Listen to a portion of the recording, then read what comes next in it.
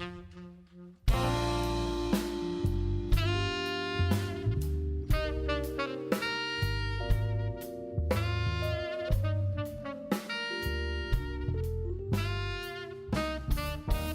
up, troopers? Happy New Year.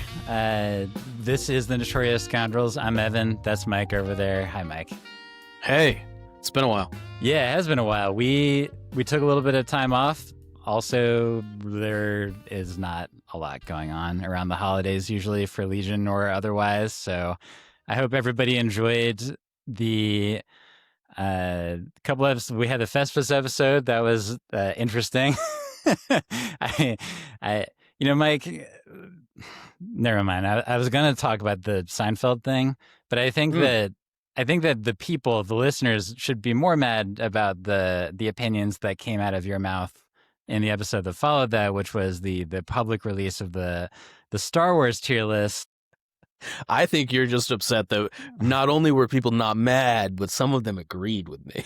Yeah, by people, I mean me. Like that, I re-listened to it as an aspect of editing it to make sure that it still sounded okay, because that was from a long time ago.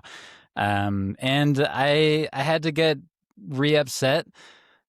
Also, I mean, I don't know what you think about this, Mike, but having seen Andor season 2, do you think that you would have heard me out arguing for that above Return of the Jedi for the top spot? Yeah, I think so. Yeah, it's so good. I season 1 of Andor was good. Obviously, season 2 was just, yeah, it was incredible. Like the first couple episodes were a little bit wonky, but then after that, I feel like the first really 3 felt like filler. The first 3 felt like filler episodes, but the last 9 were just banger after banger after banger. So yeah, Anyway, if you want to hear the opinions to be mad about from Mike about Empire Strikes Back, opinions that people are mad about? What? No. Then yeah, please feel free to take a listen. It's on YouTube if you want to check that one out. But this is the regular episode, back for the first time in a little bit, so we'll shake off the rust. We're going to be starting off the new year with some new tiers, Mike. We're going to be covering the CIS tier list today. I'll get into why I chose that one in a little bit, but first of all, just to shout out some folks that support us. First of all, thank you to the patrons. I wanted to shout out in particular a random patron, Digo Bix, to add to the list of patrons whose screen names could also be Star Wars names, like really easily. So thank you for your support, Digo. I also want to thank Game Toppers and Legion Terrain, who support us, and you can find links to those websites and those stores on the YouTube page, or they're also at the bottom of the podcast description. So appreciate everybody's support. We look forward to reaching out for the new year to make the stuff that we offer hopefully even broader than we have already expanded to last year. That includes something that I had spoken a little bit about on the Festivus episode, but I am actively looking for somebody who wants to throw their hat in the ring to be a new editor for our blog, so that we can actually get that going again, considering the fact that the rest of the stuff takes up all of my content available free time. So email me at docvilo@thefifthtrooper.com if you're interested in that. And I look forward to figuring out how we can get that stuff rolling again. Also wanted to announce we have a giveaway for this week. This is relevant to our upcoming conversation. Now, this is the old, Super Tactical Droid box, which means that it is gonna be only for people that are curious about Kalani and Kraken.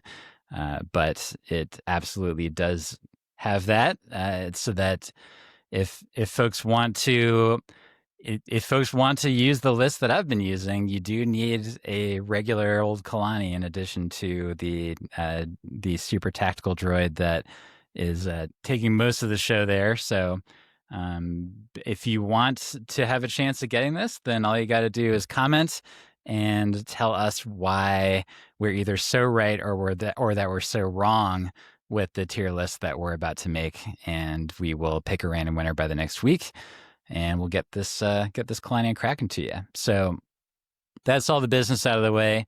Mike, I heard you are starting up a Tours of Duty league. A Tears of Duty league, that's correct. Yeah, so you're going to be in the. Are you going to be in the Riot Control Squad tier of that league, or are you going to be up at the S tier, Mike?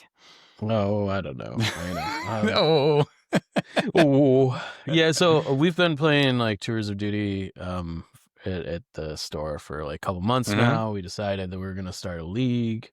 There's some things that we like think kind of we want to change, and we'd also, I think, like to fix a little bit after playing through it once. Bold of you, Michael. Fix is maybe not the right word, but maybe amend in a way that we think is more suitable. Sure. One of the things that we found playing through it was that the rebel units specifically tend to die a lot. Imagine that, right? It is known, Khaleesi. Rebel units die. Yeah. So, but what that means is they end up like just dying, like they end up actually dying a lot too, you know? In a progression game, that is a problem, isn't it? Yeah. Which, I mean, like, you know, it's one of those things where like, you know, if even when the rebel player wins the game, they still lose like 8 units, right? Yeah.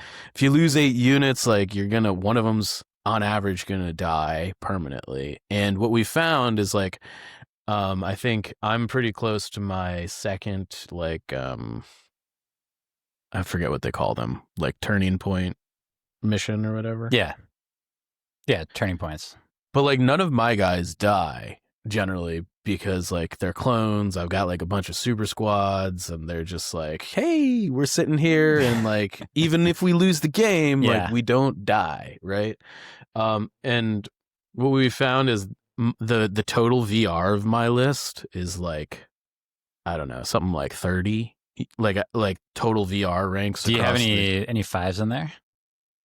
No, okay. I do not. Okay, not quite that far yet. Yeah, but we're getting close. I think I have a couple that are either 4 or almost 4. What's it going to take for you to start a bunch of 3s? Medevacing your level 4s because you're just like desperate to get them to 5. Well, that's the other thing, is that because I don't take casualties, I don't have to spend points on healing setbacks off my guys. Yeah. Right? Which the rebels are, you know, so the thing that we're doing to like kind of fix that is, rather than having the points that you play with determined by your reputation, your points that you play with is determined by your reputation plus the total ranks of VR you have in your lists, contrasted against your opponents. So like if you have 15 VR ranks in your list and your reputation 1, you'll have a total like battle rating of like 16. And then we basically said if you are if for every increment of 5 difference between you and your opponent, you'll pick up 50. Interesting. Because we found that the reputation really was just like, oh, great, you've been playing for a while, but that doesn't mean you have extra stuff, you know? Like the people that have our VR that are reputation 1 or 2 and playing Rebels, like all of their units are like VR 1 because they get to 2 or 3 and then they die. If they get that far. So I think that's an artful way to do it, because it and that actually sort of aligns more with the concept of what I think reputation is meant to be, which is to say that I think it's meant to sort of suggest it's a more experienced army. It's an army that you have all these cool units. Yeah, it has all these bonuses to it. The reputation thing is just sort of arbitrary. It's like we did a battle. Right. Right. You know, you didn't even have to win it. You just had to do it. And remind me, reputation difference, does that, in terms of like your allowed points, what does each sort of mark increase Normally, the if differential by? you're like reputation 2 and I'm Yeah. reputation 1, I would get 50 points. 50 points. Okay, But that's reasonable. the thing that we ran into was that like I would be reputation 2 or sorry. I would be reputation 1. I would have like way more guys with VR because my guys were just not dying. My opponent would be reputation 2, Yeah. but all their guys kept dying, so they didn't have anybody that was specialist. So not only did I have an army that was like specced out more, but I was getting bonus points because because of it was just like a checkpoint thing as opposed to like actually measuring how strong your army was. Yeah, absolutely. In relation to like a normal army. So anywho, that's the first change we're making. The second change we're making is we're allowing any faction to take any generic customizable. With we have put an asterisk on this one that says that like you can't take super tax and empire if you're just gonna like put a bunch of dark troopers in your list. This one has like asterisk don't be a jerk on it. But we wanted to allow like you to have like a Sith Inquisitor as a paragon in like an empire army, or have like a Cal Kestis in your rebel army. This was mainly because we wanted to like let people have force users as like their paragons in armies that weren't Republic. Okay. Yeah, I can see that now. And then for the other ones, you could basically say that, you know, if you're a CIS list using a rebel or imperial customizable, then you're basically just have like a bounty hunter or a mercenary. It's mainly there so that like people can build out narratives and stuff. Exactly. Like, yeah. The other thing that we did alongside it, which again has like a big asterisk on it, is that you can take units outside your faction as mercenaries. Oh. Yeah. Ooh, crazy, wow. Right? That's daring. It is daring. I don't know if that one's gonna work out. But we wanted to try it. Like if you want to like pretend like you've got you know, like a bunch of like cloned veterans like hanging out in your rebel army, that, you know, they take up your mercenary slots. Yeah. And they still have the merc rules. So there's that. The last thing that we're doing, which I'm really looking forward to how this plays out, is we're allowing characters to be like permanently added to rosters. I feel like that changes the dynamic a ton. Well, hear me out here for a second, okay? So in order to add a character to your roster, it costs you 3 supply points. Okay. You also have to be the first person in the league to say, hey, I want this character, because then no one else can take them. Period. End of story. Like if you take Luke Skywalker, you're the roster with Luke Skywalker for this league, which is going to last 3 months, right?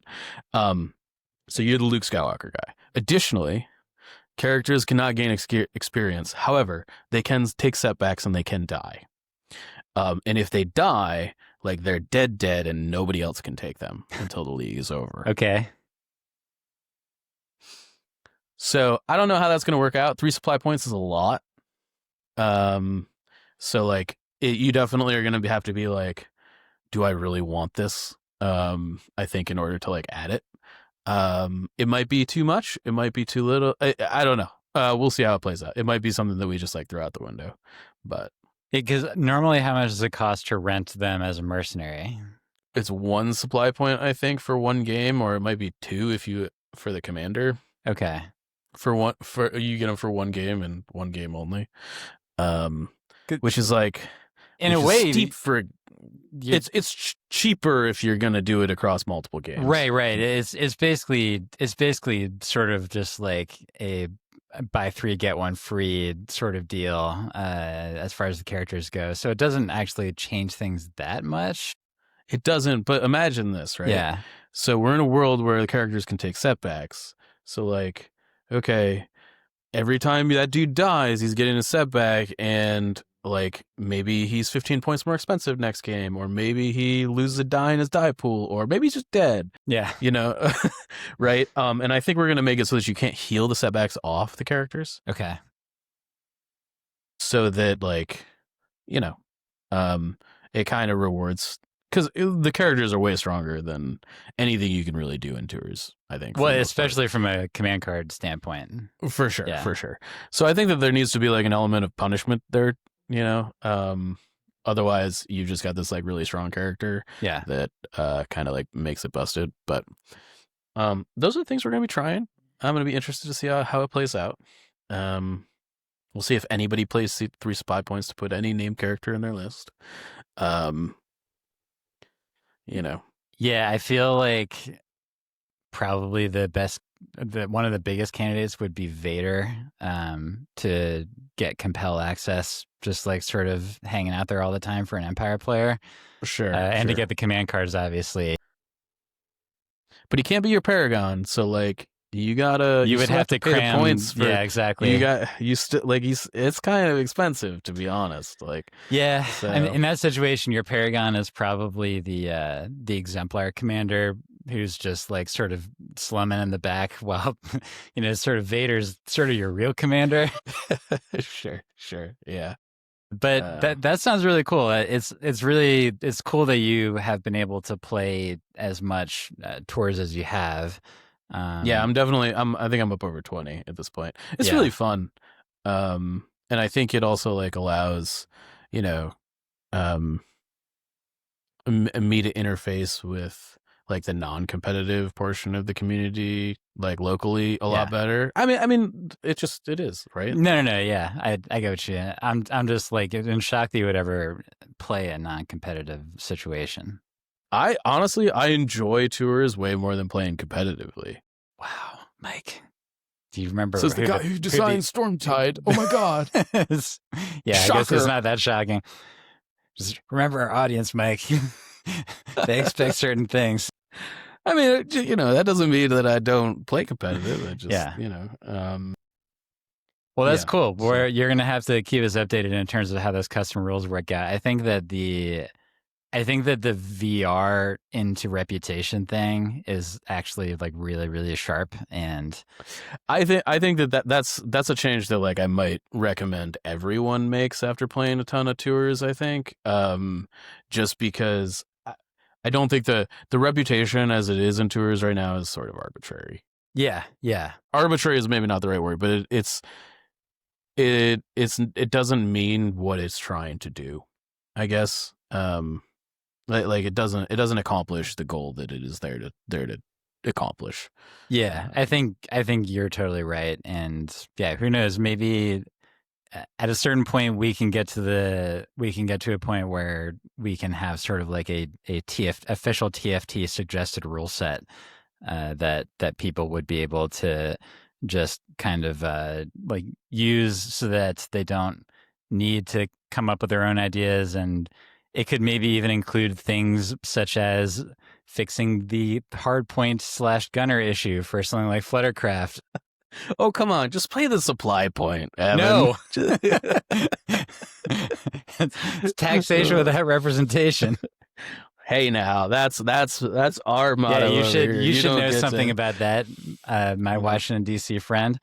Yeah. Well, over here, there's like the only big tours play that I know of going on over here is between Isaiah and his wife, who they play a lot. So I think that they would probably have some good feedback into any suggested rule set. That'd be the world champ Isaiah Wallace, who recently had a birthday, by the way. And I should talk about this because this was fun. So like Isaiah had sort of like an old-fashioned birthday party.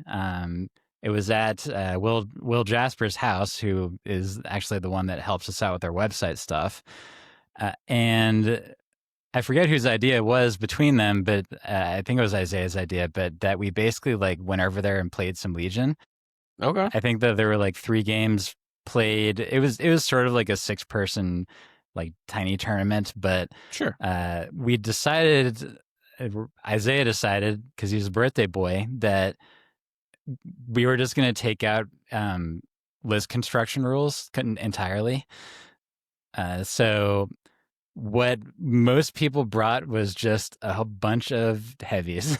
And So when you say list construction rules, sorry, what still what, what I'm points, thinking, but no rank requirement rules is what I should say. you have to stay within your faction, I assume. Yeah, within faction, but basically you throw the rank requirements out the window is what it I amounts see. to. So you made a Warhammer. Sort of. And so what I think 5 out of the 6 people ended up just basically taking every heavy they could.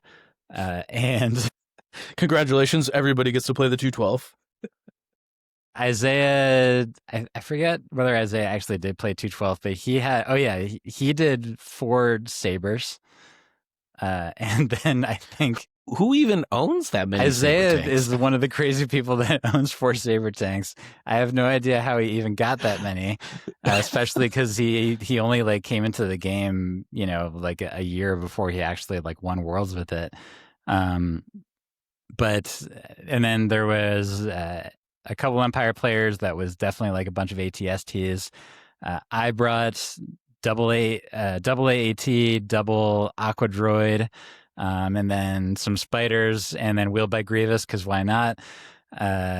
Did you not technically need a commander? You didn't. So if you didn't bring a commander, then you just like use the generic command cards, and you would like nominate a field commander. So it was a lot of fun. It definitely made me appreciate how much like regular Legion was designed in a way to make the game much more about strategy. Because like I matched up against Kaylin in my second round, and she actually smoked me because I sort of forgot to like defend my destroy enemy base, and it got done blowed up. But when you just have like a bunch of tanks that are shooting at each other, it is a little bit like it's fun to just like roll a bunch of dice, but it felt a little bit like it was sort Who can of roll more crits. It felt a little bit more luck based. And I should say again, Kaylin didn't beat me because she like had better rolls. She beat me because I played poorly and did not defend my base. But for the rest of that game and for the other game that I played, like I said, it's fun. It's fun rolling dice and all, but when you don't have sort of like the nuance of that you get with when you're moving big trooper units around, I don't know. There's just like it's a different feel, and I'm glad to say that Legion is the way it is my thing. But yeah, that was fun. And then we have a regular Legion tournament coming up this weekend at Mox in Mox Boarding House in Bellevue. I think that's full at 18 people right now. They don't have like a ton of space, but that will be fun. There's going to be like Isaiah will be there. I think Izzy will be there.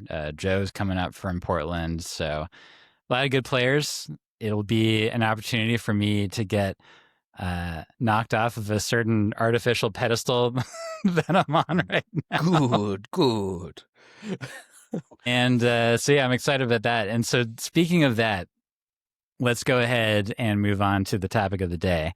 So it's a new year, and there's been a little bit of time with this new meta. It's been about a month and a half plus some change.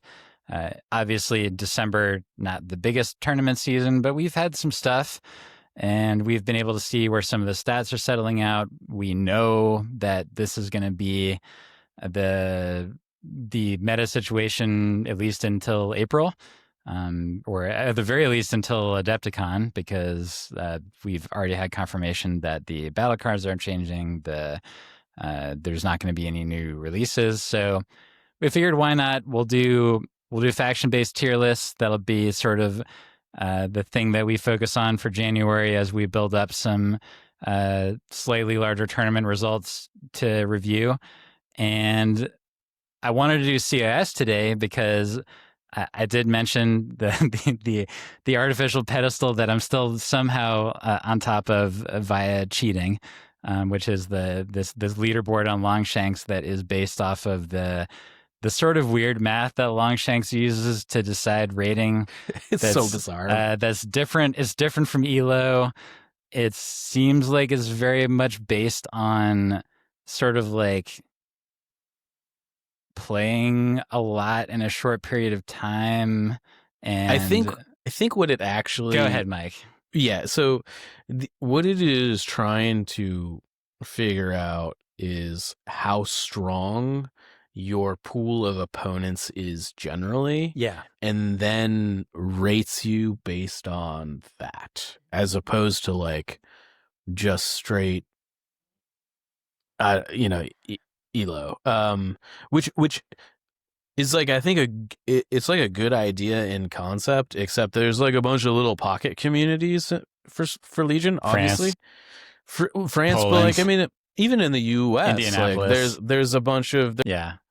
small pockets and like Yeah. that don't really touch each other. Right. So all of a sudden you kind of end up in a situation where like if the people that you play with don't travel a lot, or uh, it's hard to like get rating and stuff, and it's also, I don't know, it's weird.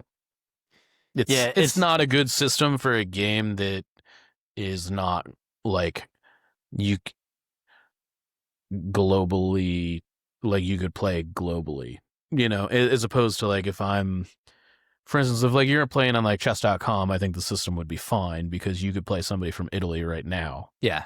right? But you can't do that with Legion. And I guess you could on Tabletop Simulator, but it's, I don't know. It's yeah. So I say all that because I literally do want people to not take me seriously. Like the fact that my name is up there is something that is funny to me.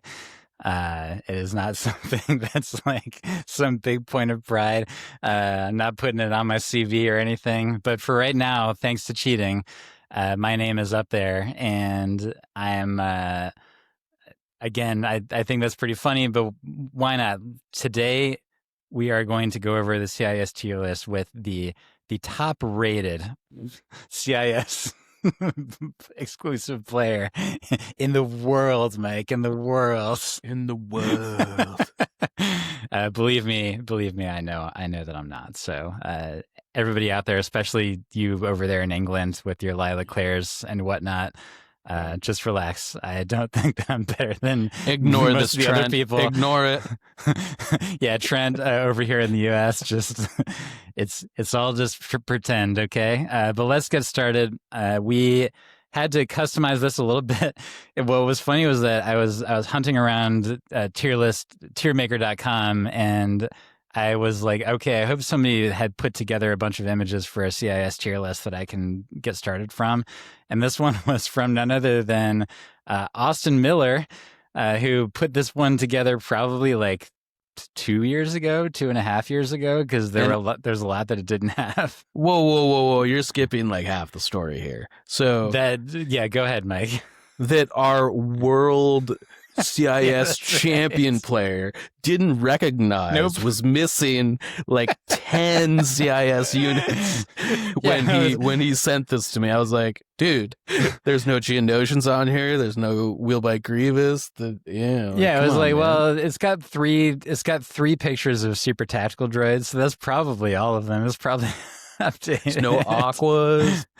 Yeah. Whoops. I'm really knowledgeable about this faction in this game. So anyway, pushing right past that, let's just go in the somewhat random order that's on here, and we'll just go one by one. We're gonna have to go like sort of fast with all these to get them all done in a decent amount of time. But let's start with the first one that's showing up here. This is the AAT. Mike recently went down by 15 points, more points than the Aqua Droids went up by, which I still think is a funny fact to talk about.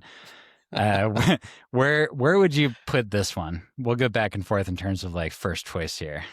I think I would put in this faction, I think it's like a B. I think it's probably a strong B. It's fun, which is what I would say a B is. It's good. Like it shows up on the table. Does its job. Is it overly scary? No, I don't think so. I agree with you, and this is a good chance to sort of go over the way that we're going to think about these, which is within faction, because that's the only thing that ever matters for these things. And of course, we have S, A, B, C, D, and the bottom, as is tradition, even though this is from a different faction, is Riot Control Squad. And because that's just like how this season of Notorious Scoundrels got started, Mike, and we're going to keep it that way. Damn Hey. it. I so getting back to that, I agree with you that it is a perfectly logical, serviceable choice. It's still expensive, even though it's much less expensive than it was before, and so you need a plan for it. I think that just tossing an AAT into a list, if you don't have like a way to enhance it a little bit, is not going to get you all that far. Um, and high velocity is good, but it is not like game breakingly good at the moment. It is, it's very strong against obviously like Jedi or Staffs or Rebels, and then its Good at anything that barrage is requires also dodge tokens for sure. yeah, and then its barrage is also very good against vehicles or armored vehicles, I should say in particular, because when you are combining the critical 2 with the impact 2 and a bunch of red dice and you're doing 2 shots, like you're going to get a lot done against armored targets. Yeah, on average, it's going to be 6. Right? Yeah. Across Yeah. two. I mean, which is that's half an AT, over half an ATST, if all those hits go through, and you can reasonably be talking about taking something like a spider droid or an ATRT, like if that already has like 1 wound on it, then you can reasonably be talking about just taking the whole thing out with 1 barrage. And that is pretty strong. And it's worth mentioning that something like Overclock has made the idea of barraging things more possible than it ever has been before. And I think that it's really reasonable to just take an AAT with high energy shells for round 1, and then like maybe a link targeting array if you're going to get orders to it. And then you don't need like a second shell slot. You can just overclock it to where you want it to be and then barrage the whole game. Yeah. And that's not bad. So, but yeah, it's still down in B because it does still have that range 1 bubble that is exploitable by lists and people that know how to do that. Okay, so Asajj is the next one. I think Asajj is kind of in the same place. I wonder how many like B's we're gonna have in this. But to me, she is like she's very good as an independent, just like brawler. Get in there and mess things up.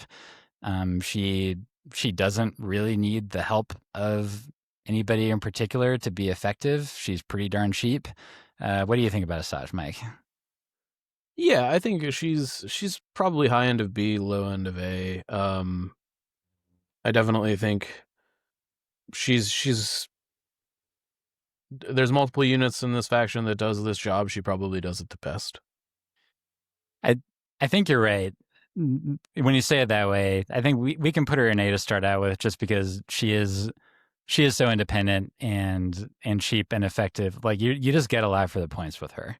Yeah. And so yeah, I think that is where we're gonna put her. Okay, this is gonna be an interesting one, Mike. B1s.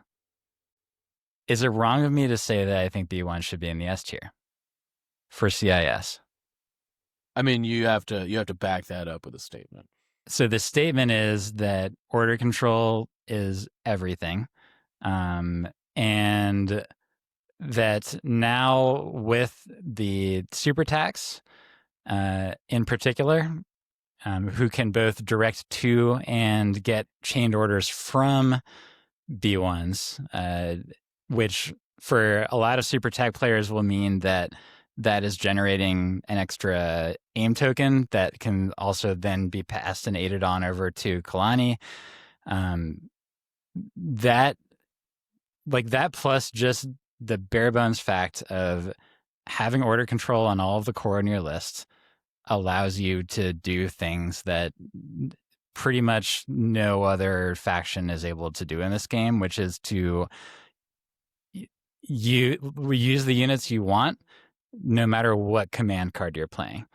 And maybe my recent experience has sort of like jilted my viewpoint with regards to order control, which is going to come up with another unit that's going to be down the road. But boy, howdy, I just think that it's as important or more important than it's ever been. And so like I want to put them there despite the fact that I think that only one of their heavy weapons is any good, and even then it's sort of a wishy-washy opinion about whether the E5S is going to be worth including in your squad. But what do you think about B1s? I think they're A tier. I think Okay. a lot of the stuff that you just outlined is actually things that are good about the super tac and not the B1. Which True, but the they go B1 together very well. they certainly do. Yeah. But I think like if you take a super tac, you get a lot of the stuff you just talked about, regardless of if you have B1s or not. If you just take B1s and no super tac, like that's not true. And So I will say that the direct AI can only become a super tech order thanks to a B1. no doubt, no doubt. Yeah. Yeah. I agree. I think they're definitely the best core choice, I think, in CIS for the reasons you outlined. Which is saying something given at least one other one that we're going to talk about. Yeah, I just don't think that they are like anywhere close to powerful enough once they're on the table to be like throwing them up in S tier. Like when I'm thinking of like an S tier unit, it's like one that really defines how the game is played and like makes plays that like can change the game state. B1s don't I see really where do you're that. going with that one. You know, like Yeah. I don't know. No, like that's fair. That's fair. I think like that they're very good, and you should include at least 2 or 3 in basically every separatist list, unless you're going like full on geos. But I don't know. I think that you convinced me is that merely being an auto include is maybe not enough for us to like at least merely being an auto include as a one or two of in pretty much every list, kind of in our opinion anyway, is not necessarily going to be enough for S. Like when we think about S, I don't want to preview what we're going to put in S now. I think I know, but in a more obvious one would have been like certainly old Aqua Droids would have been in the S tier. For sure. I think new Aqua Droids still might be when we get there. We'll see. We'll get to that. So yeah, I think that right now I'm going to put the B ones like a little bit.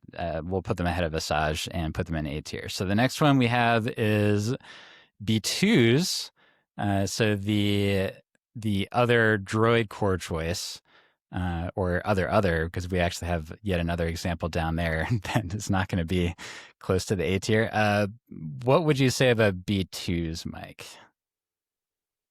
Oh man, This is going to be controversial. I already know it's going to be controversial. I think I'm putting them in D. I agree, and people are going to be mad at us, but tell us why, Mike. I just, I think this is more of like a feel thing. I think is a little bit more than like an on paper numbers thing. Yes. Don't get me wrong. I think B1s have a lot of health, but they don't do a ton of damage. And I think the most telling thing is that people at competitive events just don't play them at all. Like they just don't exist. I can't remember the last time I saw a unit of B2s on the table at a competitive Legion event in the last like 6 months. I'm sure we're going to get challenged about that.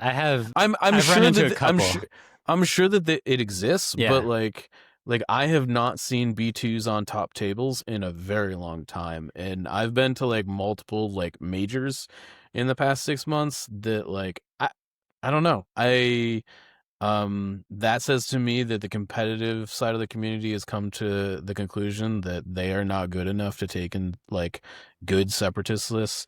I also think that the majority of the time that I have seen B2s be played, I have been pretty whelmed. I think like they look it on paper, but they're mighty expensive, and they just they don't have a lot of dice fixing.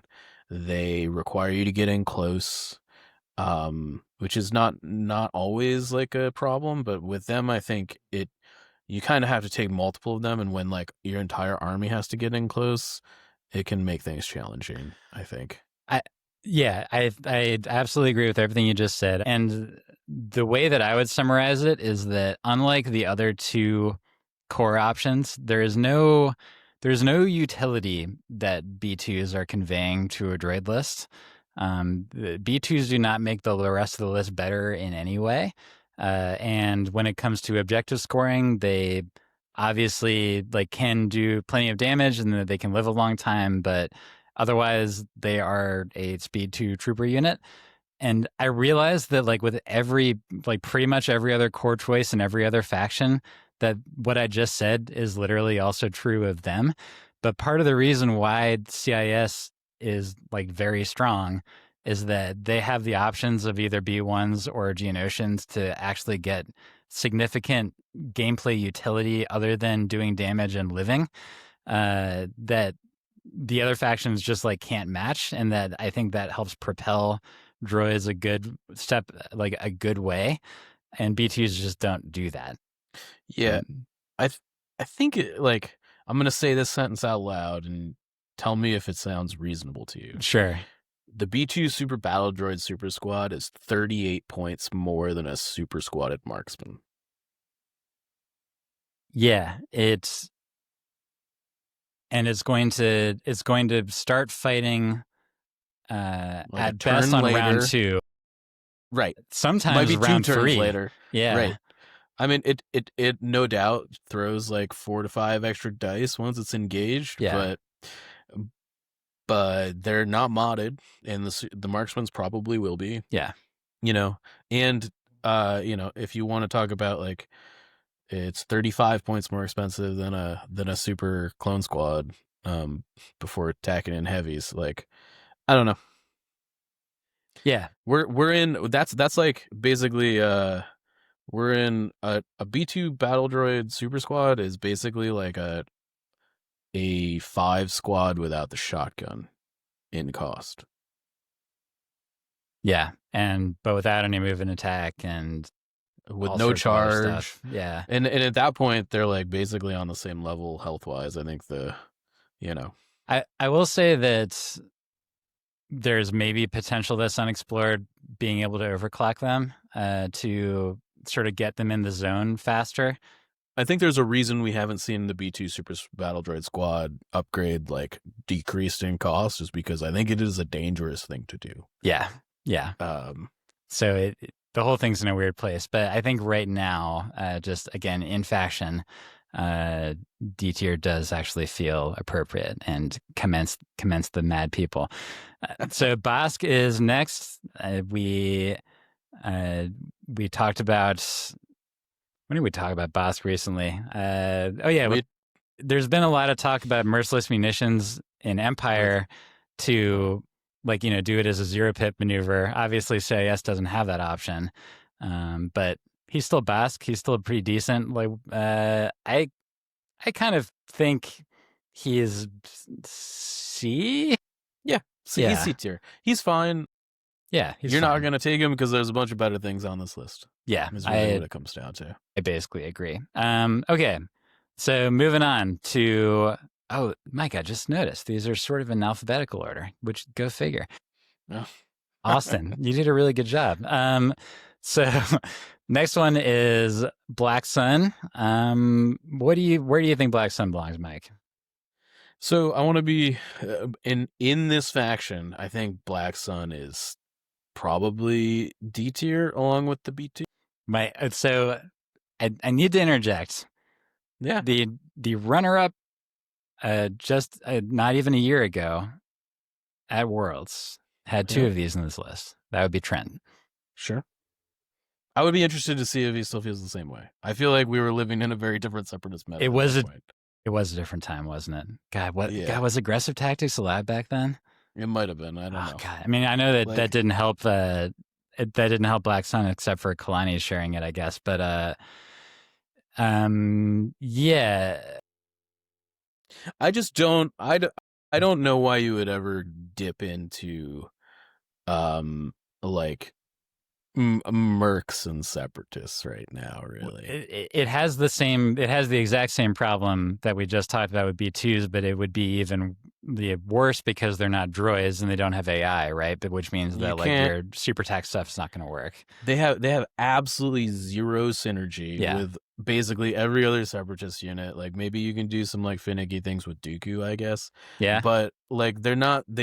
We've talked about this a lot. Having the AI keyword is like a huge bonus. Yeah, it sure is.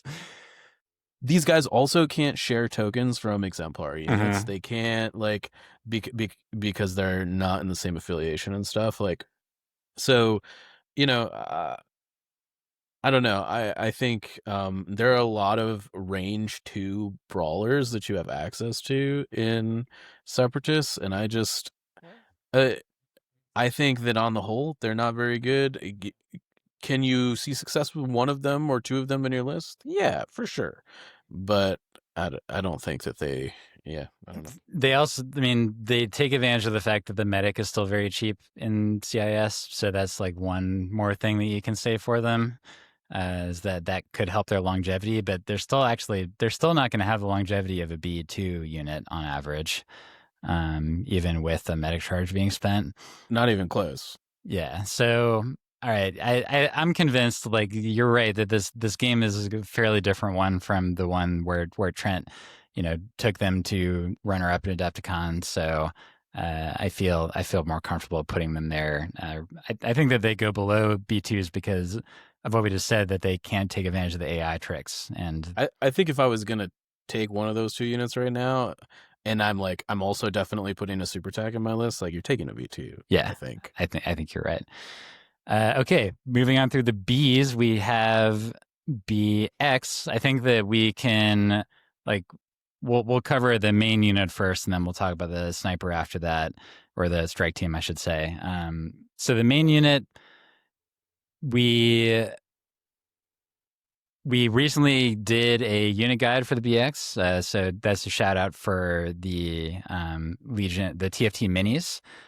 To check those out on YouTube, where we have like unit guides and tactics guides, and those are all produced by Jacob Camp, who does a great job.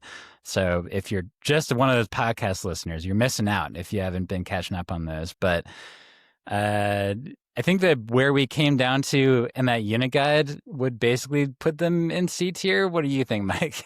I agree. Yeah. I think they're C tier. They're probably ahead of Bosk. Yeah, I think so. They have AI, so that's good.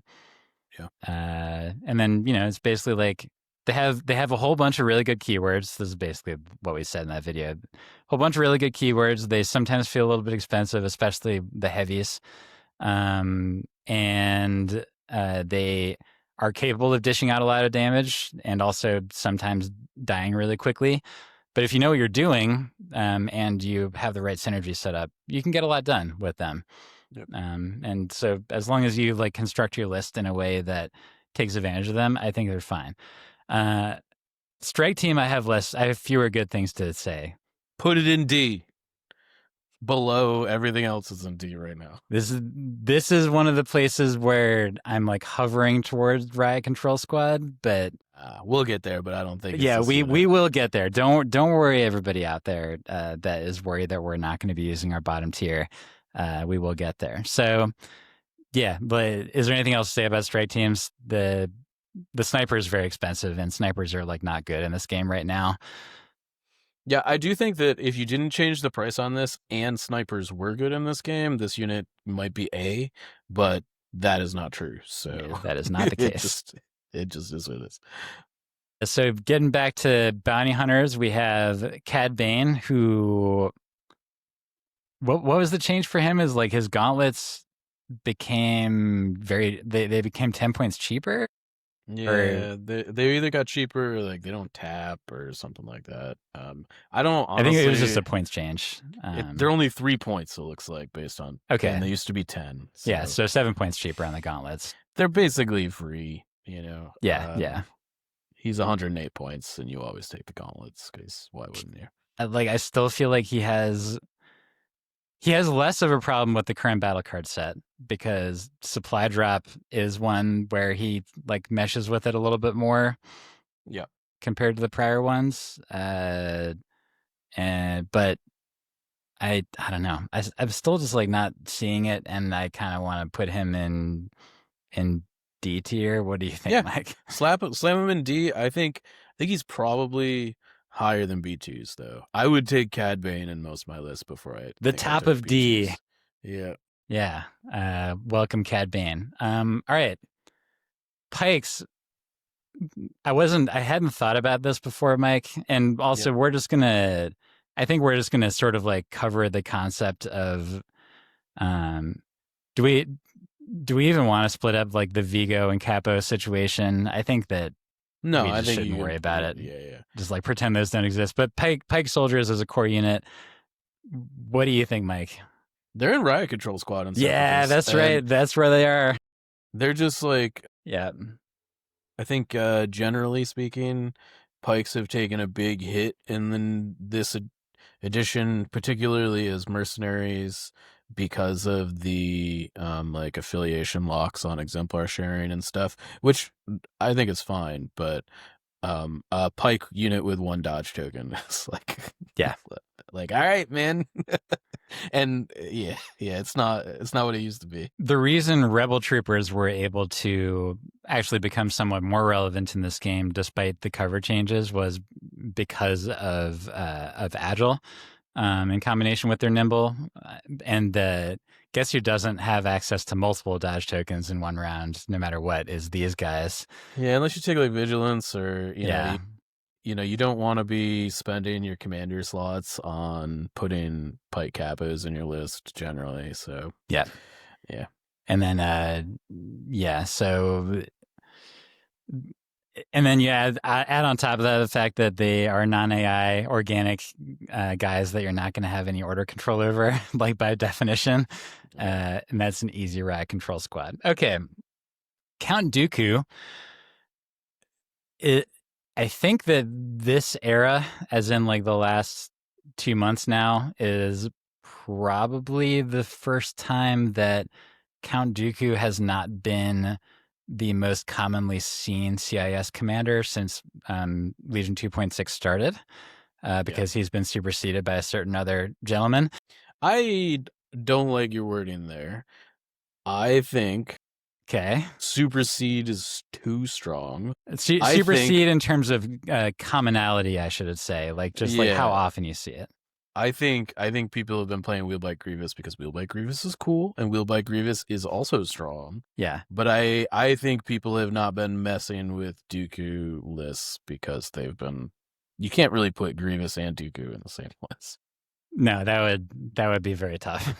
Yeah. So they kind of fill the same slot. And so I just want to be careful with saying that Wheelbike Grievous is better than Dooku because I'm not sure that's true. But in terms of his actual strength, I mean, he's still Count Dooku. He's S, and it's like there is,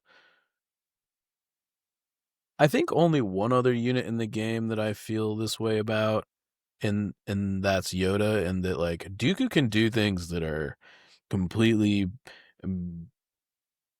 absolutely bonkers busted. Yeah. And like in a way that Vader can't even like really get there. Like Vader can like get up there, he swings his lightsaber, and then maybe like Vader's might something. Dooku just can like completely flip a game state. Yoda can do that too sometimes, but Dooku is way more lethal when he does it. Yeah. And for Yoda, it's his command cards, sometimes Ataru and sometimes guidance. With Dooku, it's the combination of cunning and direct trooper, and also really good command cards. Yeah, like the whole package. His 1-pip and his 3-pip are just like they're nuts. Bananas. And his 2-pip can mess up an opponent's unique character's plans like big time. I think it's less good these days, but yeah, it's not as good. But as a utility card, it's like an amazing one to just like have when you really need it. To my favorite is punting back Son of Skywalker from Opluke. and then just watching the rebel player dig through his bag for a Zombluke token. uh, yeah, yeah, he can still do the same stuff. He's still like the best person to put force push on, I think, in the game. Mm. Or he's certainly up there. Like He's one. definitely top 3. It's Yoda, Yeah, Vader, and Dooku. yeah, I agree. Of course, if Brian was here, he'd be yammering about Op Luke, but Whatever. he doesn't get to be here, Brian. Nope. Enemy of the podcast. So yeah, he's like, but the point of that is that he makes that 40-point upgrade still feel like it's worth 40 points, even in the age of the Even when it should be 25. At this point, I totally agree with you. But yeah, I think that S is still the right place to put that guy. Now, moving on to Droidicas.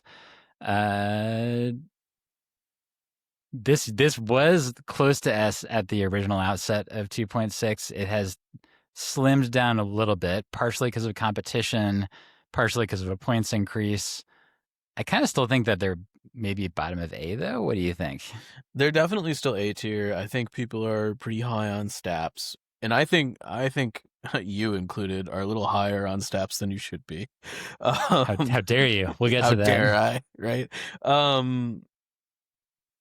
I think Droidekas are sound. I think the issue with Droidekas that don't put them, I think, in the super high like S category is really just their mobility, and it's really they can't do their thing while also kind of like flexing as a scoring piece in a way that other units in Separatist can. I think like this slot in Separatist, whether it be special forces or support, really tends to be units that can do damage and can also like flexibly get to where they're going. Yeah. And Droidekas can't do both at the same time. No, I will say that they get around the order control issue a little bit better than some non-stat support vehicles do, because of the fact that if you draw them early, then you can do either a move shoot or a move standby that can't be shot off. And then if you draw them late, then they become scoring pieces if you turn them into wheel mode and are diving on a point. And so they actually have flexibility there. But they are dicey on attack. There's not an easy way to get those modded in any significant way. And suppressive is usually good, but against other droids is not that good, and then against vehicles is completely worthless. Droidekas into vehicles are like pretty. It's terrible. You're crit fishing a lot of the time, and it feels really bad. I will say that I do think that this is the best support unit in Separatists if you cannot engineer great order control. Oh, well, yeah, I agree with that. Independent of other like factors, like if you just sort of line them up against each other, I think that this is the most you get for the money. And so yeah, they're still very solid. Okay, we have original Grievous, OG Grievous. Still seeing a lot of play, honestly, because he's still cheap. He has utility. His command cards are pretty decent. I don't think that the new command cards added a ton for him. The new 3-pip, I think, adds a little bit of flexibility because Crush Them still sucks. But I think B tier for Grievous. That's where I land. He's pretty good. I was gonna put him in C. I'm willing to put him in low B. I don't think he's as good as an AAT. I agree with that. I agree with that. I think he's on the low end of B, high end of C. He's fine. Yeah. Maybe we'll end up moving him if something looks too cramped one way or the other. But yeah, he does what he needs to do, and it's sort of like nothing more, nothing less. And it's hard to not grade on a curve, considering like the surge to critness when it comes to his 1-pip in particular. comparing him to the wheelbag version, but he's still solid. So I think Yeah. that is the right place. Okay, so we've gotten to the The first of ambiguous pictures. the super tax zone. So in order to make things a little bit clearer, we have this lovely picture of the label of Kalani coconut liqueur, and then we have this octopus guy for Kraken. So let's start with Kalani. I I kind of think that Kalani is still bottom of S tier for me, Mike. Yeah, I mean, he's really good. He's kind of I have unlike B2s, I think I've seen him in every separatist list in the last 6 months ever. Yeah, Like literally everyone. It doesn't matter what their strategy is. It doesn't matter if they're in on super tax, in yeah. on Geonosians. It doesn't matter. Kalani is in the list. And why do you think that is, Mike?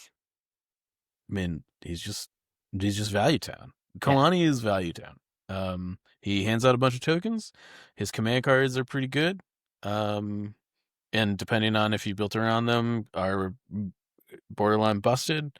Um, yeah. yeah, And he's 85 points yeah, for insane value. And Exemplar also importantly enables many of the tricks that you can do with the new generic super attack.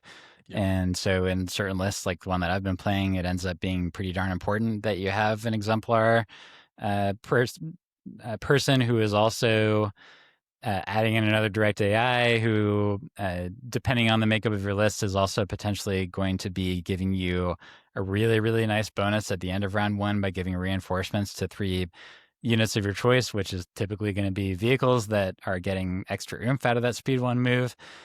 So, yeah, Kalani just super solid. Now, Kraken. I was really hoping that Kraken was going to get a points decrease, you know, to go along with some of the character themed points decreases, because I kind of feel like he doesn't have a place, because if you want exemplar, if you want support purely, then Kalani is just straight up better. If you want to have support plus combat, then I feel like the generic super attack is straight up better. As far as that goes, the command cards are not quite enough to elevate it in any way above the generic super attacks. So, I mean, yeah, what do you think about Kraken, Mike? Kraken's in D tier. Kraken's Yeah, basically just a customizable super attack that can't take new Technoforce. Technoforce Yeah, powers. yeah. Like it's like you're paying for a Technoforce body that can. It's like you're paying for Commander Luke. Um, Pretty much. Man, um, Commander Luke takes so many strays from this podcast, and I kind of love it. I mean, I don't think Kraken's not that different. You're You right. know, they have similar range profiles, similar melee profiles. Kraken might even be better because he has strategize and exemplar. Um, it- uh, but yeah, I don't know. When you compare him against a super attack that can take force powers, it's not. I don't know why you would take this guy. Yeah, I'm still gonna put him ahead of Black Sun, but below B2s.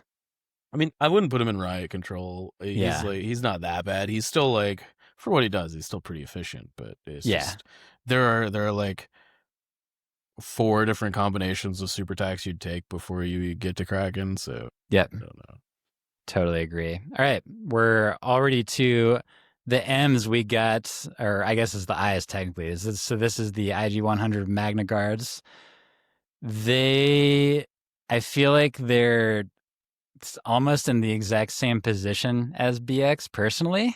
And so if like just off the dome, I would sort of put them in C, either above or below BX.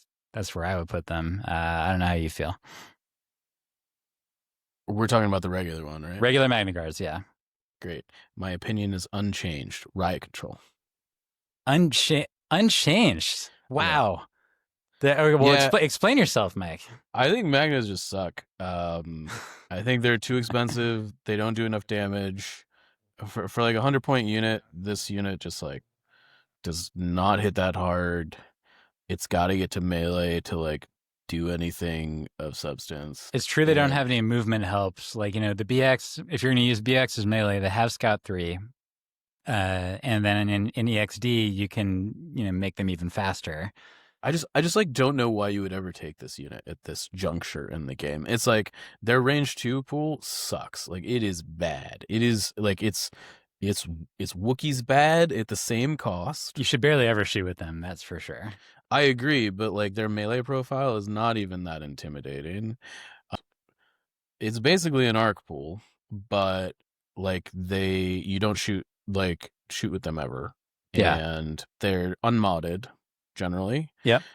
And I don't think they synergize well with what separatist lists are doing. And I think that if you want to charge a range 2 brawler, like the issue is you're only ever taking like 1 or 2 of this sort of like unit in your list. And I think if you want a 100-point melee brawler, just take Asajj.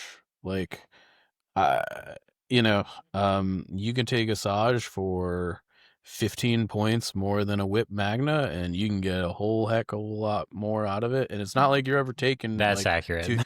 two to three Magnas, like you're taking 1, maybe 2. And it feels like you're taking 1 to have an entourage target with Grievous. Yeah, probably. And like, if you are taking 1 at all, like, is it worth it there? I don't know. I personally don't think so. Yeah. It's funny because I think that like my mindset about them is actually still trapped a year ago when I was considering bringing them to WTC. And like I tried them out a little bit and I liked them, but I ended up sort of like backing away from it. And in that list they were just like okay, and they could have been many other things. But when you phrase it like that, you compare it to Asajj on one end, and then you compare to like most of the vehicles that end up being cheaper. Obviously it's a different slot. The BX are able to get into the fight with more regularity. That Yeah, I think it does go down. Is it quite Riot Control Squad though? I mean, like they make more sense than Black Sun, don't they? I don't know. I mean, they're more expensive than Black Sun, aren't they? Not Like really. If you're kidding out the Black Sun, like they end up right, being but the close Black to Sun do 100. way more damage. That's true. Like way more damage. Hmm. Like the Magnas are throwing 8 dice tops with no mods. Man, but they're certainly not as bad as Pikes. And I don't even think that they're as bad as like a strike team, because like a strike team you're paying. I'd take strike teams over these guys. Oh man, Mike. I just like the main bonus they have over other melee chargers in Separatists is immune melee pierce, but the amount of times that matters nowadays is like pretty low. They do have significantly more health, assuming that. I mean, yeah, they have significantly more health than a BX does, right? Like it's 8 versus 5 for a full BX unit. Yeah. And so, and plus you're getting retinue tokens from the Magna, so they do last longer, and there's something to that for sure. I don't know. I feel like with your melee chargers, I think that this unit has the same issue that Wookiees do. That is true, and they're better than Wookiees actually, but they still have the same issue. They're in a weird spot, and like, I don't know if I'm gonna take something that like does a lot of damage in melee and range 2. I'm I'm looking at B2s and or Black Zones before I'm ever looking at these guys. Okay, I've decided. I think that because there are some lists where taking them as a one of with Grievous is potentially an argument you can make versus Pikes that you basically never have an argument for. I'm going to put them at the bottom of D tier and not make them taste Riot Control Squad. You okay with that, Mike? As long as we put their brother as the other Oh, Magna believe Guards me, in Riot Control Squad. they're going to be there. That'll be useful to distinguish between the two of them. Now we have Maul, and Mike, go ahead. Go ahead. You started with Maul. Yeah, I think before I say this, I want people to understand that this is a tier list where Within we're looking at faction. things within faction. Within faction. Maul is in D tier, probably next to Cad Bane somewhere. The only time you're ever taking Maul is if you've already taken Asajj and you want to take another piece that is basically in the same price point and does you want a second Asajj, basically. And it's a worse Asajj by like a lot. Yes. I have no notes. I don't know. I think even I don't want to speak for Nicola because he did win with a list that had Maul. This was in like the prior meta, but even he typically says. I think he did say that he had lists that had Kalani and Aqua Droids, and then everything else was sort of an afterthought, which I basically agree with him. So yeah, I think that like again within faction, you compare him to Asajj, you compare him to Sunfac, you compare him to the Super Tag generics in terms of what you're getting out of an operative slot. Within faction, he is to me clearly the worst out of any of those. Yeah. And like when you compare to Cad Bane, actually, I'm going to put him a little bit below Cad Bane. I'd probably take Cad right now before Maul. I mean, I think the unfortunate thing for Maul is that he's a Force user that is priced, like Force Push is still 10 points. Yep, totally agree. And unlike most, Force users that are don't have Master of the Force, Maul actually sort of like needs Force Push to survive. He does, yeah, which obviously makes him more expensive. And then you're like comparing him to Dooku, and you're sort of like, why am I doing this? It's like, oh, I'm paying 40 points. I also have to have a wound to make this reasonable. There's like a lot of checkpoints for the things that are good to make him good. Being forced to do Outlast on round 1 sort of is really painful. It's a huge drawback, particularly when Separatists like often get to play a pretty low priority card as far as like they generally get to go last, or at least coin flip for it. Yeah, I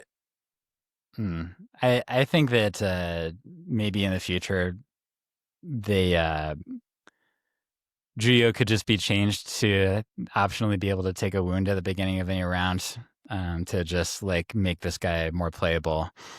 And then that wouldn't have to affect the Shadow Collective version either. You could still keep that wounded for a thematic stake, but yeah, I don't know. He's just tough. The probe droids, this is a sort of a funny paradox because like within a list that has Maul, the probe droids like are actually pretty good for the money, but then you have to be taking Maul to take them. So I sort of don't know like what to do with this.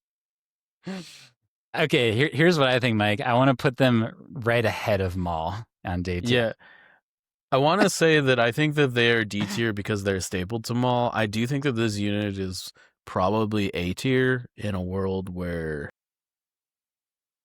they weren't attached to Maul. Yeah, or they weren't attached to Maul. Yeah. And you could only ever take one. Like, I think that would be fine. For the lulz, I'm just going to put him right in front of Maul because he's actually more efficient within that list than Maul is. Okay, the regular Persuader tank. This one is like definitely on the list of units that potentially can be enabled by the new super tech and all the Technoforce shenanigans. And also can be very enabled if it has defense protocols, which they probably usually should. It can be very enabled by the Super Tac 3, the Super Tac 3 pip, I should say, where I had the experience recently of playing against this where I realized that every time I shot at it, it was just going to get another immobilized token and another dodge. And that it basically was just not going to take any damage that round. And so I had to kind of give up on killing it because it was just like dodging everything. That Turns can be out really tactical annoying. download is really tactical download is a good. very good command. And yet, despite what I just said, I think that it's the worst heavy in CIS. Convince me why I'm wrong, Michael. I could not disagree more. Wow. I think the Persuader is much better than the AAT, and I don't think it's very close. Okay, tell me why. It's just like I can kill the AAT. The Persuader is actually like very difficult to kill, and they do like reasonably similar amounts of damage. The Persuader, additionally, the long base is way better for scoring objectives. That's true. And it's way better for interacting with terrain than the AAT is. Also true.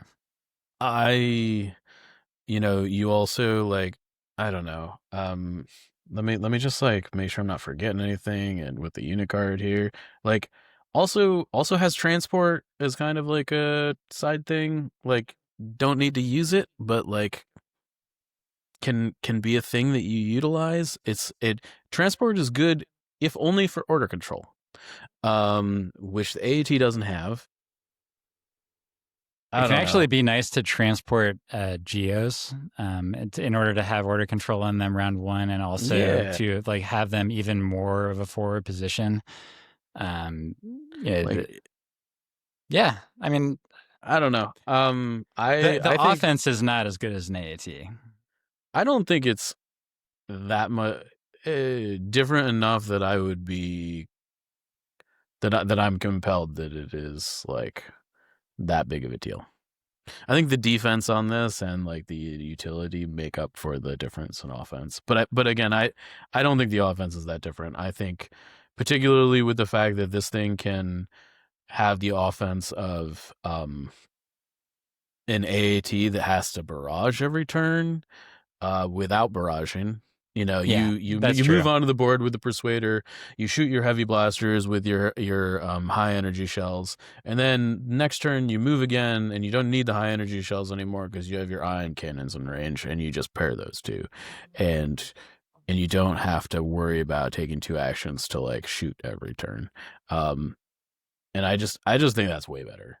That's fair. And I did also just think about the fact that when you overclock a Persuader, that might be the longest single move possible in the game.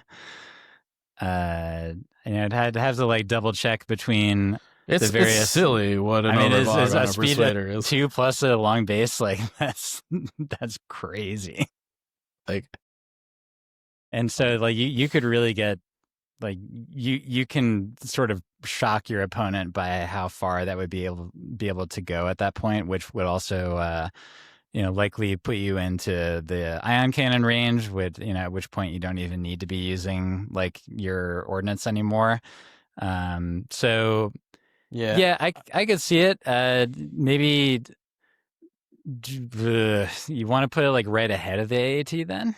Sure. I'm okay with high B, low A. I will settle for that. Yeah, it does still have some righteous competition in the heavy slot, which we will get to. So that is relevant in terms of the grand scheme of things. I also would like to say, just as like a minor aside, because we've been talking about the efficacy of it more than the price, the fact that it's 20 points cheaper than the AAT base is like a big deal. Yeah, that's true. I will say that, like what you said about survivability, some people are going to maybe be a little bit confused by that.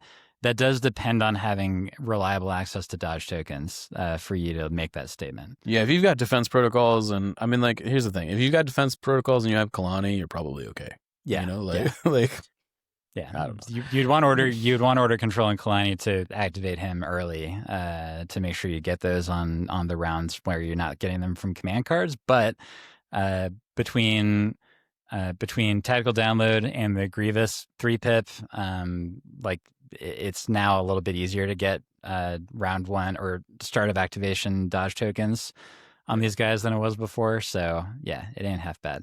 All right, spider droids. Still seeing decent number of ions out there. Still seeing a decent number of flamers out there. I kind of feel like it's low B. Yeah, I'll Yeah. give you low B. It's good. I think flamers are the best variant. Probably. Yeah, You know, defense protocol flamers are nasty they are really, because they become really, self-destruct machines. yeah. It's like Yeah, it's hard. Like they get into the self-destruct zone, and then it's hard to get them out of that and to finally kill them. yes. And then if they have order control, they're in your face. It's a weird middle ground. Yeah, exactly. So yeah, I think the spider droid I think is like just like an example of like this is where separatists are right now. This unit, yeah, that might be like the median unit for separatists, which is pretty good. Yeah. All right, so here's where we might have an interesting conversation. We have the staffs. Yep. So, because of everything I said earlier about order control, I don't need to repeat myself. Plus, when you add to that link targeting array, and then sometimes also HQ uplink, the utility just from a activating things in the order that you want to situation is nuts on these things. Also, you get really strong round one attacks. And then also, you get a fast mover that you actually, again, have order control over, which makes them different from usually every other fast mover in the game. I'm not sure if there's like other list situations where your speed 3 speeder units are reliably going to have an order on them, which ends up being like really, really key for scoring primaries, especially, but then also assuming that you are being appropriately conservative with them, something that I didn't quite do in my final at the Oklahoma Open, as you have pointed out in the past, then it means that they're more survivable even than a bark sometimes, because unlike that bark that has to activate early and risk being shot, you can just choose to keep the steps in your in your order pool until the very end of the round. So that's why I would personally put them at the top of, actually right below B1s is where I would put them in A tier. But I'm curious what your viewpoint is on this, Mike.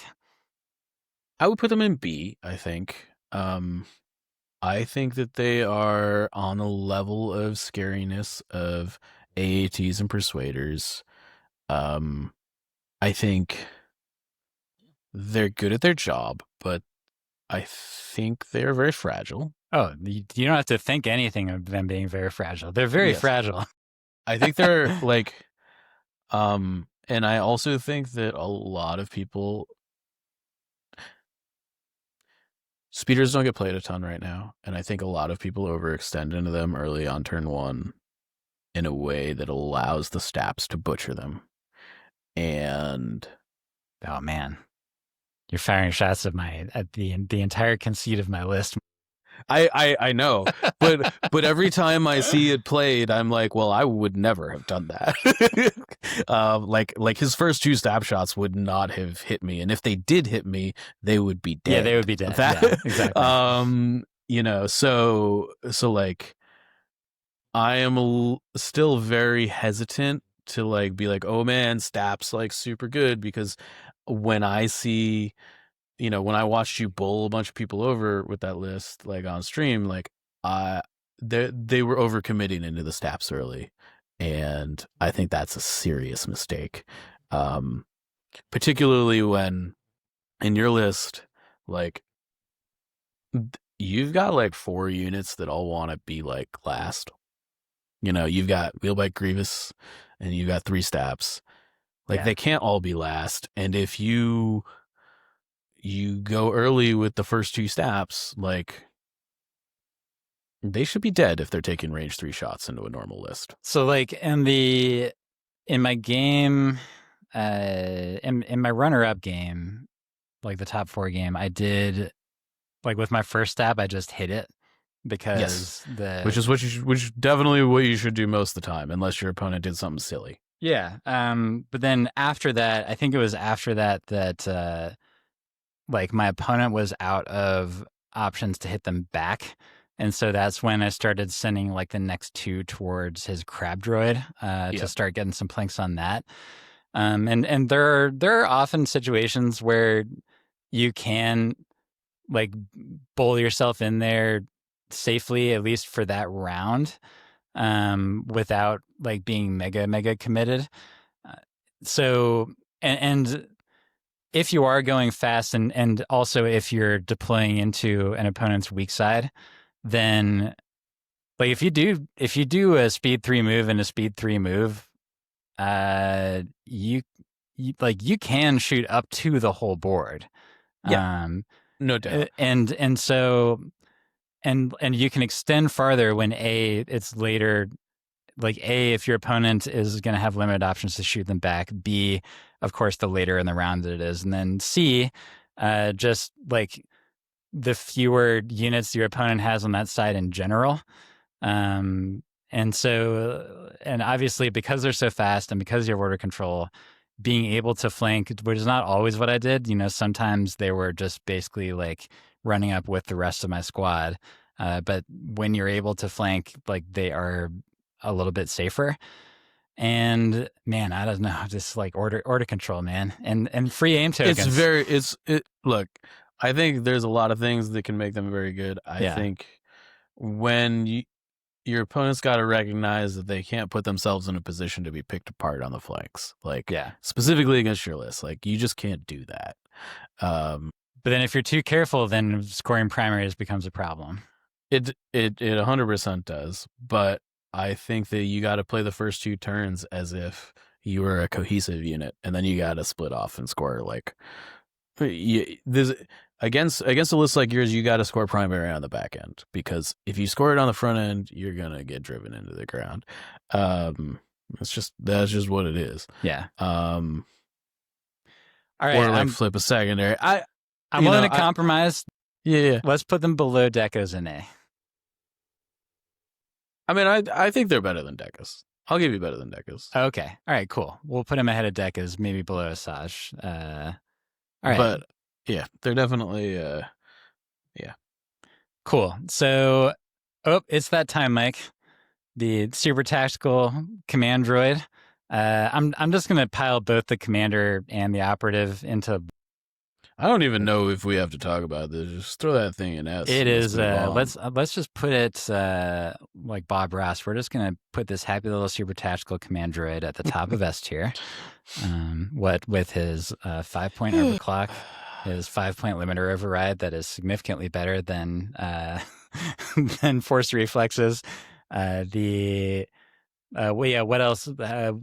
Slice comms for 3 points more than Jedi Mind Trick to have an insanely more powerful version of Jedi Mind Trick. They can hit anyone. They can hit anyone, and also kicks an order back just for funsies. And then the 3-pip, the anti-force push for what is it? Sure. Is it 8 points? I don't even know. It's cheap.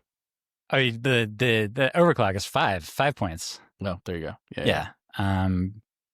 Whatever. And then some pretty darn good commands. Not only that, but it's not just the anti-force push. It's the anti-force push plus 2 inches.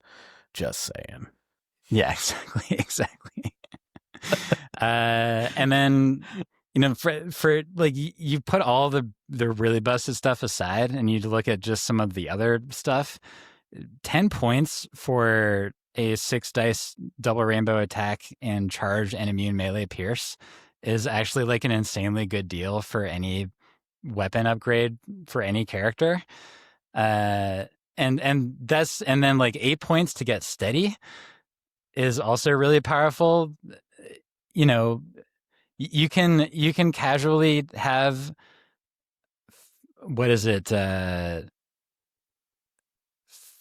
You can casually have 5 suppression tokens per round from one of these things. Sometimes with steady, if you're going to be paying the That's 28 like points for that's all that. casually. That's like not even trying. Yeah, like without trying, you are just going to do a demoralize and then a move steady shot, and then you're going to do super Jedi mind trick. Incidental Yoda value for half the cost, Yeah. and without really doing much for just existing. You don't. Yeah. Good Lord. I'm curious. I'm curious in what way it's going to get more expensive. Like, is it going to be upgrades? Is it going to be the base? Maybe all of it. Well, But prepare yourself in April, super tactical fans. It's going up. I think they're in a weird spot with it because I think if you make it more expensive, it feels really bad. Like not from a. I think making like a Technoforce more expensive is the way to go. But that's the whole point of the super tac. That's the issue. Is that like the whole point is to build this like customizable building brick thing that is. I don't know. It's gonna be tough. I don't think it's gonna be tough. I actually don't think that the main changes to the super tac should be on the super tac. I think they just need to make all the force powers cheaper. Oh, it's easier said than done. I mean, I agree with you. I think that if the actual force powers were, holding a candle to the Technoforce, then it would stand out a lot less. I think for sure. The cat's sort of out of the bag here. We've been pushing power levels since the new edition started. Yeah. Frankly, just finish it. Finish the fight. Like. Okay, let's move on to the least talked about droid commander option. That would be the T series. I think that like he still has exemplar. He still has direct. What is it? Core. It's core droid trooper is what it has specifically. I believe so. I feel like there's some lists that can still take advantage of this guy. Put this man in D tier. I was going to put C. Oh, here's the thing. We're talking about a world where we're comparing him in a place where you would like put him in a list instead of a super tac, right? Oh, wait, actually, instead of Poggle. Or from a cost standpoint. Like there's just no way you are putting a T series in your list. I forgot he's more expensive than Poggle. Like there's just no way. I'm just going to put to the point where he might be borderline riot control. I don't know. D tier's getting pretty full, Mike, because when you mention the super tac and I think of Poggle, who's 5 points cheaper than the T series, by the way. The T series is also a Rebel Trooper squad without dodge tokens. Like let's throw in riot control. I think top of riot control, baby. Yeah, you convinced me. I think mostly on the merit of there's just so many options and separatists that are better than him. I don't know why you would ever take him. Yep. All right. I have no more notes. I had forgotten about sort of the context of the rank before I started making my statement. Yeah. Speaking of which, Michael, we have the man, the myth, the legend, Wheelback Grievous. Listeners of the podcast might be aware I'm a particular fan of this gentleman. He's very good. I would just want to stop you right there real quick. Let's sure, go ahead. Do you remember when before he came out, you're like, Mike, I'm not sure this guy's very good. Well, I've talked about this on the cast. And that was it was when you were talking about, I think that you could do a round 1 Jedi Arts. And then it wasn't until you wrote that in our little evil chat with Brian Bear that I realized, like, oh, wait a minute. You can set up a round 2 Jedi Arts that's totally nuts with this guy. And then also when I sort of like did the math of how far he can get when you put recon intel on him, that's when the whole thing keyed together. Like my mindset before that had been too much in the zone of what commanders usually do in like every other list, which is to be back there with the rest of the troops. He functions more like an operative in terms of like how you use him. I'm actually kind of surprised he's not. Sure. Whatever. I mean, the fact that he is a commander is like cool, and I Yeah. like the idea of the mounted commander thing, and it works very well, and it's probably for the best from a slot standpoint that he's a commander instead of an operative. At least that's the way I feel. Uh, Your list would literally be no different. well, I would have to do something with Except, Sunfac. do you have two operatives in it? I do. I have Sunfac and Super Tax. So you just make the super tag a commander super tag, and Grievous becomes the operative. Oh, actually, you're kind of right about that. It's not so bad. Anyway, so I feel like I might like. Am I too hot on Grievous by saying that he is between the Super Tech and Dooku? I think he's S tier. Yeah. I'm Okay, glad we not agreed there. convinced he's better than Dooku yet. I think that I think that I think it's very possible. He's new I think hotness. That's why he's getting played more now. We talked about yeah, that earlier. I definitely like he obviously can do a lot more damage than Dooku. There are game states that are unrecoverable when you have Wheelbite Grievous that are recoverable when you have Dooku. Um does that mean he's better that Dooku's better than him? Not necessarily, but I do think that that is like a thing that is worth saying. That's fair. You know, I'll say this: Grievous depends more uh, on the content of the rest of your list than Dooku does. he does, and I think Grievous, to a large extent, relies on a overwhelm them with firepower approach. Yes. Then, like, whereas Dooku's like, I kind of Dooku cares a lot less about what else is in your list. Like, don't get me wrong, like Dooku has a lot of synergies, but you can kind of put Dooku in any list and he'll be good. Whereas Yeah. I think that's not true of Wheelbite Grievous. Even if he doesn't interact with anybody, he can direct himself for free orders. Yeah.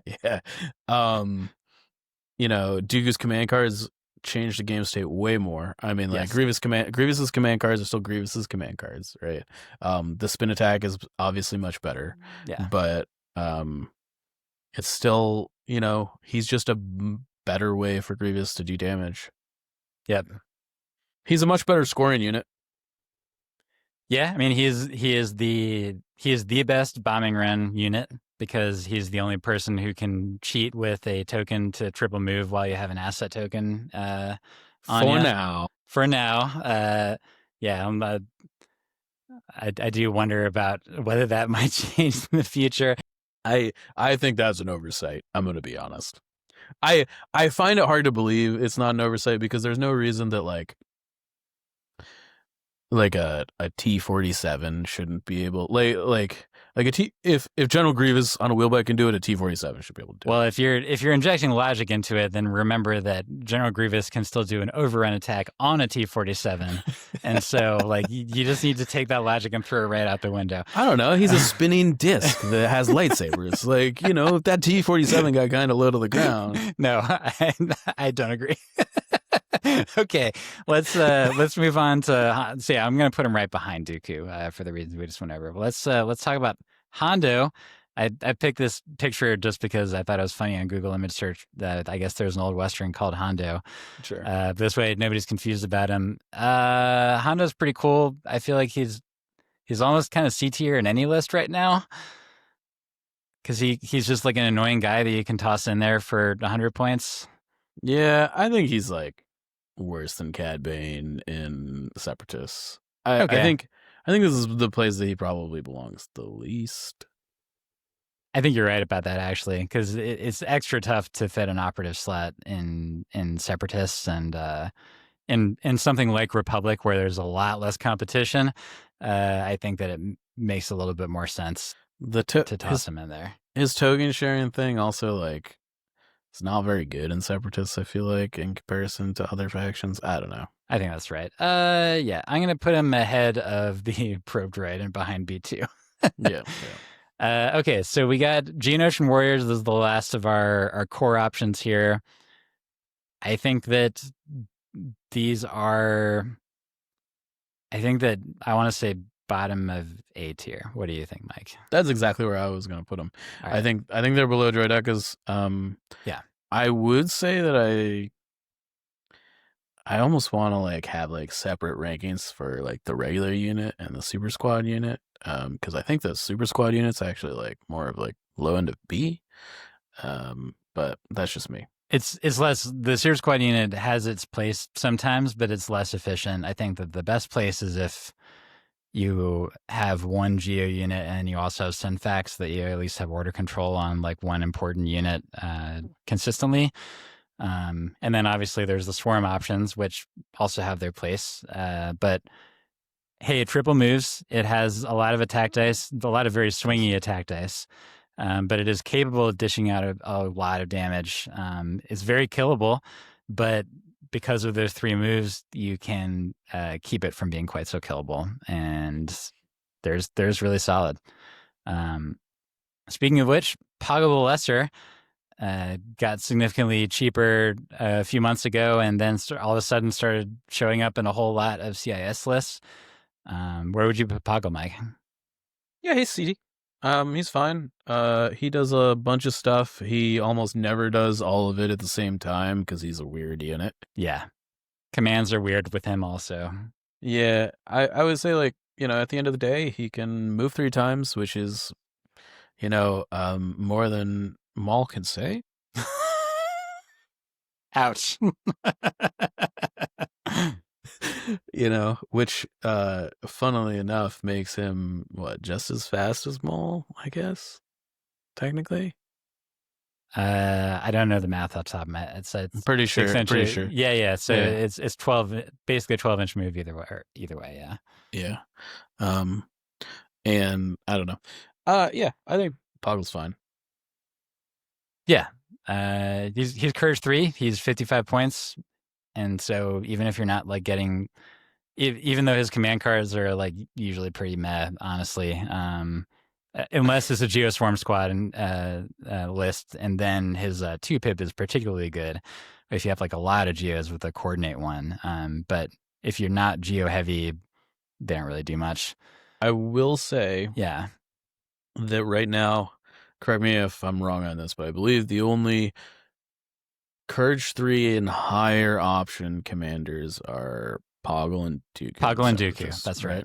Yeah. I actually think that that's going to become a much bigger deal as we can kind of continue on our Legion journey. They really seem to be like pushing a lot of suppression mechanics lately. True.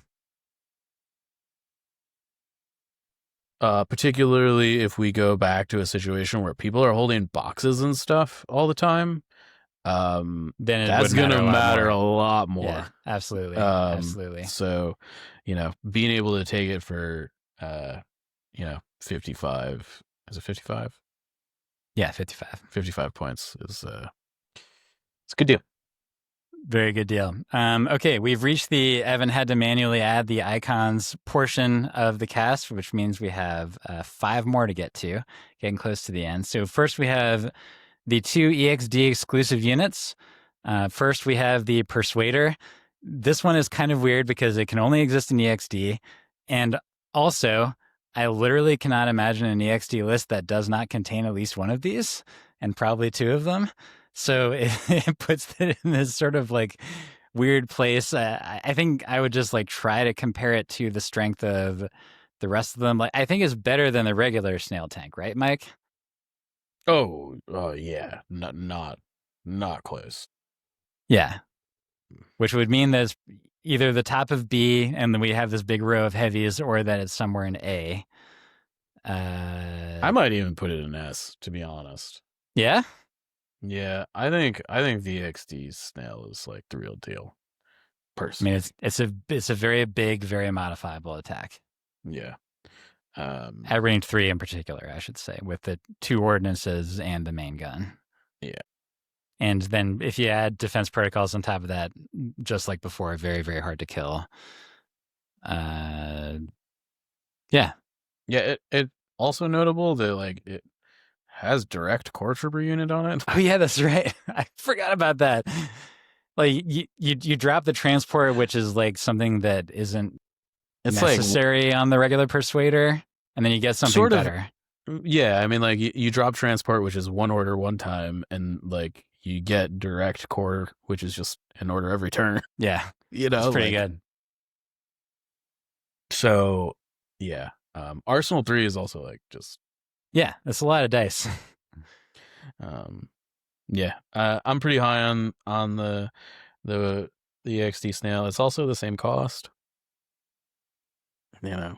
It's 13 dice, right, on the Arsenal 3 range 3 shot with 2 ordinances and the main gun. Because it's Mm, 5 and then, or no, no, it's 11. It's 11. 11. Yeah, because Yeah. 5 and 3 and 3. But yeah, it's an 11 dice attack. Like that's good. And then you're gonna have aims. You'll have aims because of It's calamity. 11 dice, and the dice are like mostly not white. They're above average. Yeah. Yeah. So this will be some nice symmetry, Mike. I'm just gonna take this little EXT Magna guy, and I'm gonna put him right over here at the bottom of Riot Control Squad. Is that fair? So he's definitely in Riot Control Squad. Yeah. However, I do think that these guys get a worse rap than they deserve. Okay. Okay. I'm gonna remind myself now how many points there, because whatever it is too much. Yep. They're 56. 56. However, Go ahead. um, that's what the same cost as a clone infantry squad, right? There are a few differences between those two, but yes. Sure, but both are 4 red health. One has charge and throws 8 dice, and the other does not. That's true. I'm not making a case for this unit to be good. I want to be clear. But I do think when you look at this unit on paper, it should be better than it is. Part of that is that like it just doesn't synergize with the rest of the list very well. Right?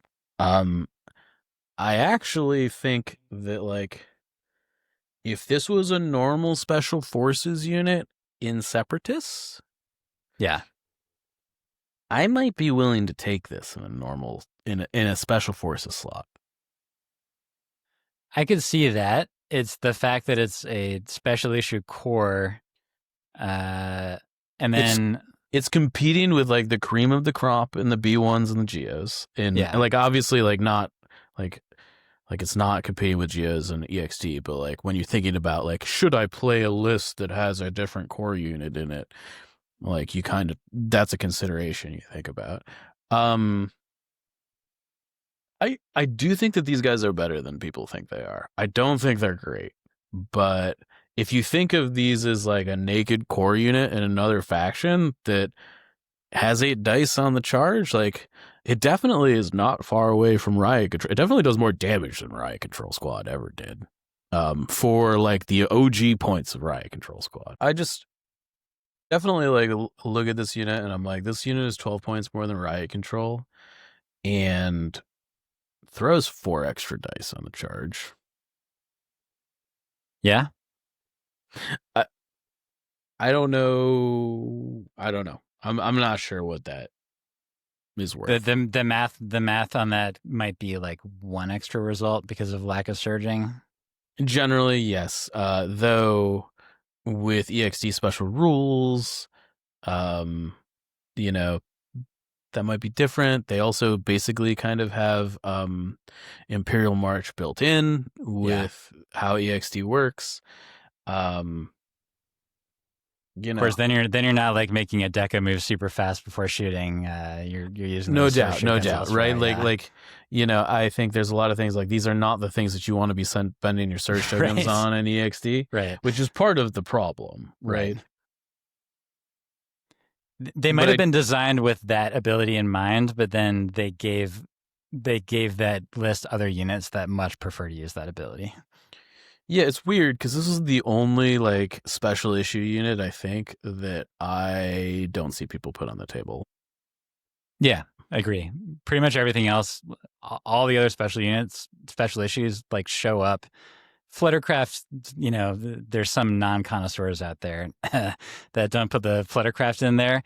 But for the heavy response unit or for like Marquand has to go in there. I'm pretty sure. Is that and obviously the Persuader, they get tossed in there, and so this is the one that doesn't show up. Yeah. So okay, I think you convinced me to put them ahead of Pikes. And because it's like a not great unit in a list that already has restrictions, I think I'm still going to put it below T series. That's fine. Somebody's got to be in charge. I'm not going to fight over it, but I do think they're not. They get a worse fair. rap than they I would have deserve. put them at the bottom, and you convinced me not to. So, all right, Crab Droids. We have a strangely empty-ish C tier. And the Crab Droid starts with C, and I also think that it's appropriate for that slot, but I bet you're going to say something different, aren't you? I was going to put it in B tier. Okay. I think the ability to give other units scout is like really big. I think that ability is just because Separatists don't have any other way to get it ever on most of their units. Yeah. Put it on Kraken, Mike. Recon intel. And sure. Also Grievous, it turns out. But yeah, I think crabs and spiders are basically interchangeable as far as efficacy goes.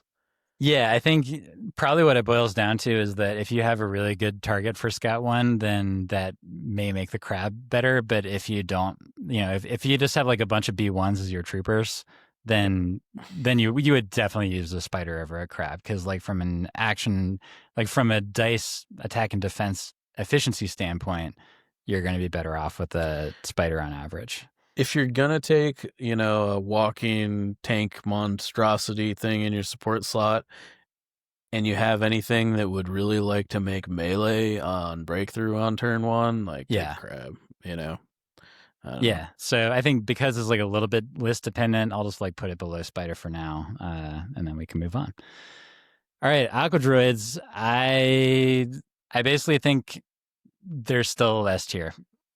Mike, how do you feel? Yeah, I mean, okay.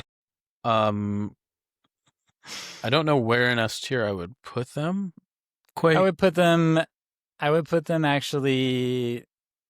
It's like somewhere on the side of Kalani. Is it ahead of Kalani or behind Kalani? Yeah. It's somewhere in there. I'm not sure where. I'm not like probably completely behind in alignment. I think Kalani is still more common than Aqua Droids. Yeah, I don't think the points changes to Separatists did much, frankly. It changed some things. What's weird is that I think that if they had been made like 3 points more expensive each, then it weirdly for me would have changed quite a bit. I think they were it was just underhanded enough where Separatist players was like, yeah, I'll like cut a couple things and it'll be fine. Whereas if it had been a couple points more, I think it would have forced like actual decisions. I agree. I don't know. There's still a unit that you don't really need a plan for. Like they just do. The Aqua Droids just do what they do, and you slap the heavy on there. If you have some direct, then great. Put an LTA on there. If you don't, then that's fine. They still do what they do. They're going to infiltrate. They're going to block line of fire. They're going to take a long time to kill. They're going to be really annoying. And until they get whittled down, they have a 9 dice attack pool that surges to hit. Man, and that's still really 106, huh? Man, that's nuts. That's really good. To think about the fact that they were cheaper than that for a long time. Just, I still think, I don't know. They were 93 points, Michael. I think that they could come up another 10 and it would be fine. But 10 it would make you make some hard decisions. It would make me make hard decisions. I don't want to do that, Mike. Okay, let's end things with Sunfac. We like the Sunfac. He's 60 points, I believe. He's 55. Right, because he and Pogler are the same. he so the thing about Sunfac, there's many things about Sunfac. He's 55 points. That's a good start. He is one of the relatively few truly independent, at least when you need him to be, units in CIS. Because like he carries the courage 2 with him. Even like the regular Geo warriors, they need a courage bubble around them if you don't want them to become functionally useless. Sure. So he can be on his own. Getting order control on him is not easy unless you have sick order control like my list has. Ha ha ha. And so that can like limit his utility a little bit, but he does 3 speed 2 moves. He has a piercing melee attack. He's basically got Luke's lightsaber. Looking at you, Commander Luke. It's not bad. He has a suppressive, like, decent enough suppressive attack that you can peekaboo with at range 3, which is pretty sick. And then he can just like kind of dive on a point when he needs to. And then on top of all that, he gets to direct to a Geonosian warrior, which it makes your awesome order control situation in CIS even better. I think that Sunfac would be like right below Aquadroids in my opinion. What do you think? To me, Sunfac is A. Okay, I'm willing to hear it. I think Sunfac for me sits in the B1 Asajj, like very good. Definitely like my first choice. Fair. Does this unit scare the crap out of me? No, it does not. Doesn't need to. He's 55 points. Sure. Yeah. I just like I don't know. Which makes it make sense to put a list that B1's on, right? Like nobody's scared by any B1 either, but and it can't be spammed like a B1 can. No, I think he's a fancy wicket. Fancy wicket. That would be an incredible subtitle for Sunfac, like Sunfac, a fancy wicket. Yeah. Certainly better because he's a wicket that gets to like move 3 times. And, yeah. But I don't know. I think it definitely makes your opponent make hard choices. Probably should be in most separatist lists, but I do think that like, yeah, it's sometimes hard to find those 55 points to slot him in there in lists that are not built around him. I'll say that if you have multiple Geos and you don't have Sunfac, then find the 10 points, damn it, to change one of those into Sunfac. I agree with that. I agree with that for sure.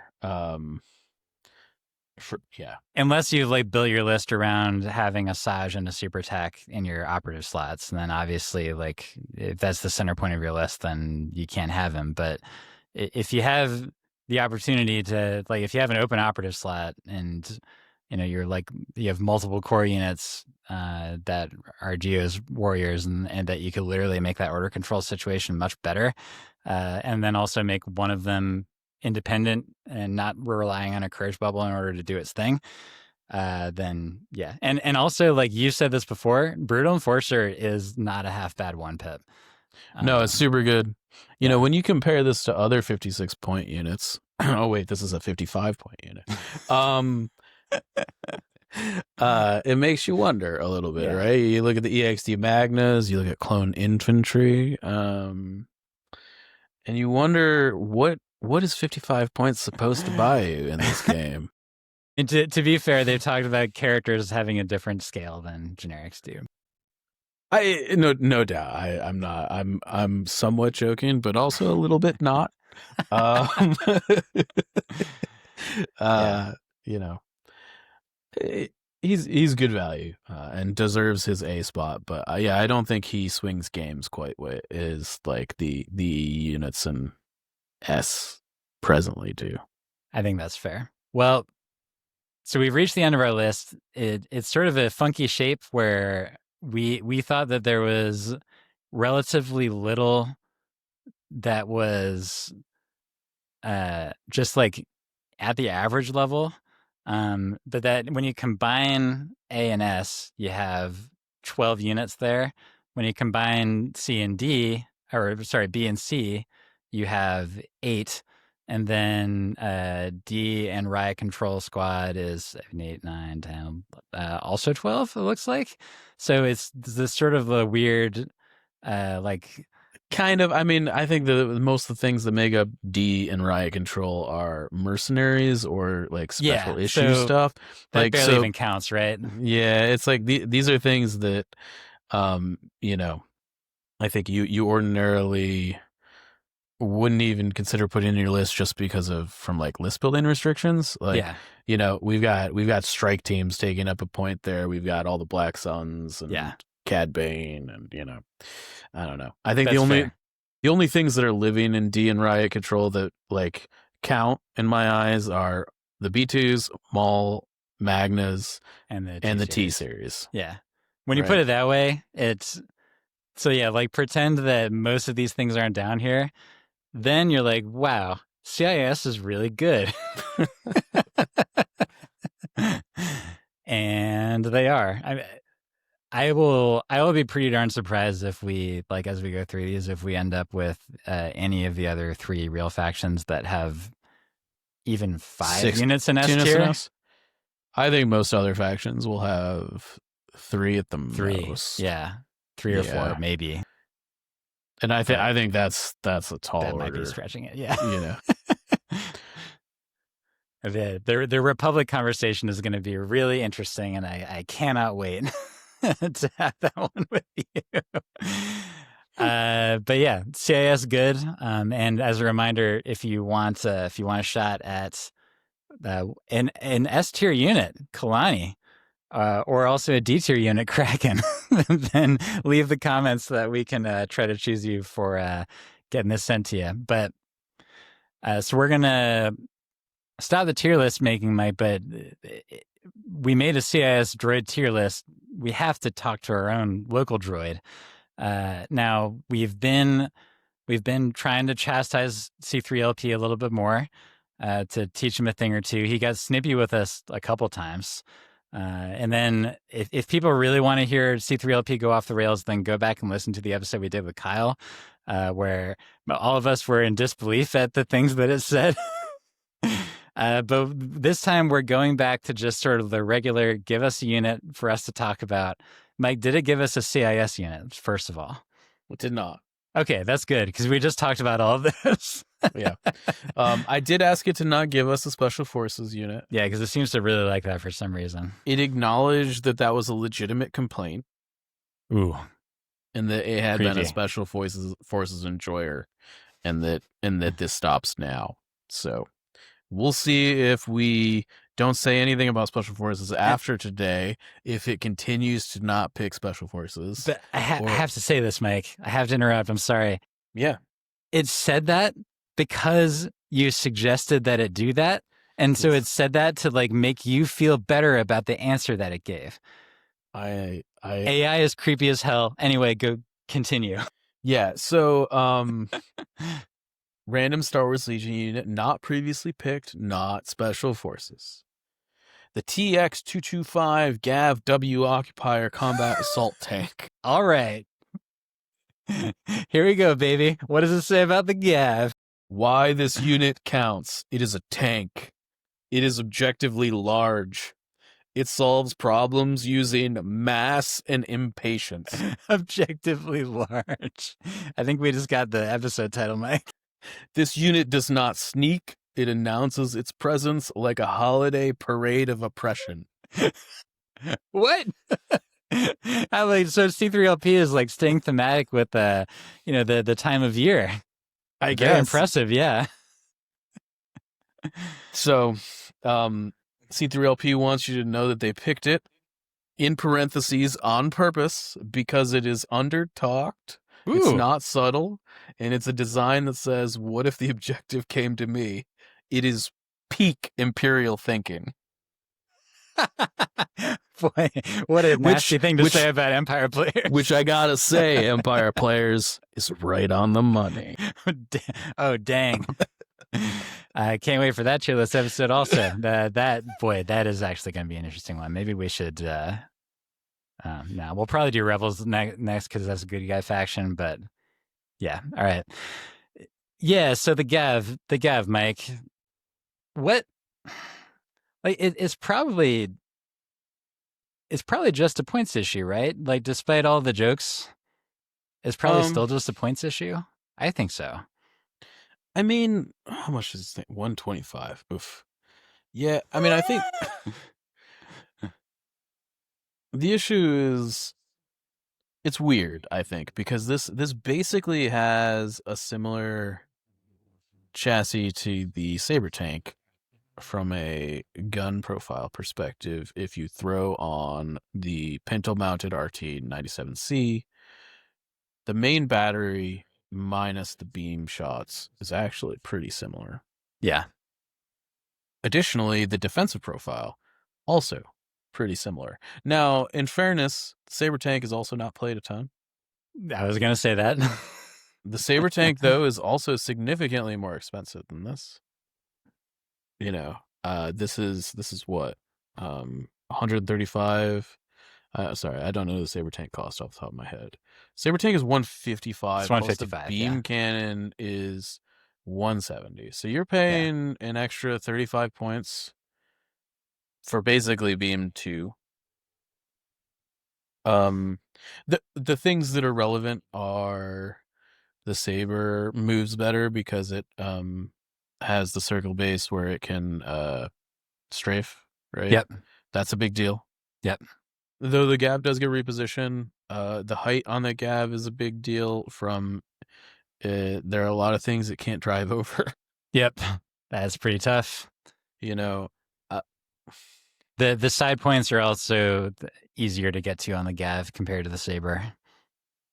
I think that's like a toss up. I as someone who's played a lot of Sabers and Just because it's a tours narrower lately, base. I mean, like I just think they're both pretty easy to get. Yeah, Yeah. that much is true. Yeah. I think transport is actually worth a lot in New Legion. I think that that's a thing that's probably been underutilized in Empire specifically.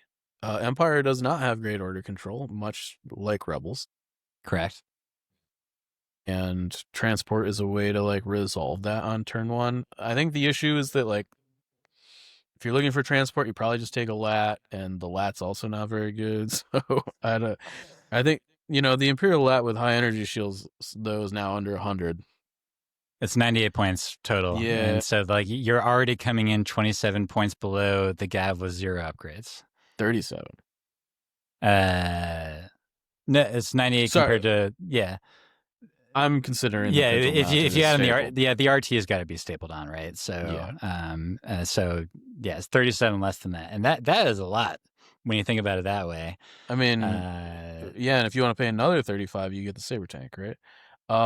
So I think a couple things here. I think that Will Schick has suggested or alluded to heavies coming down in the future. Yeah, much like characters, which I think this is probably on the list. It's maybe even on the short list. Yep.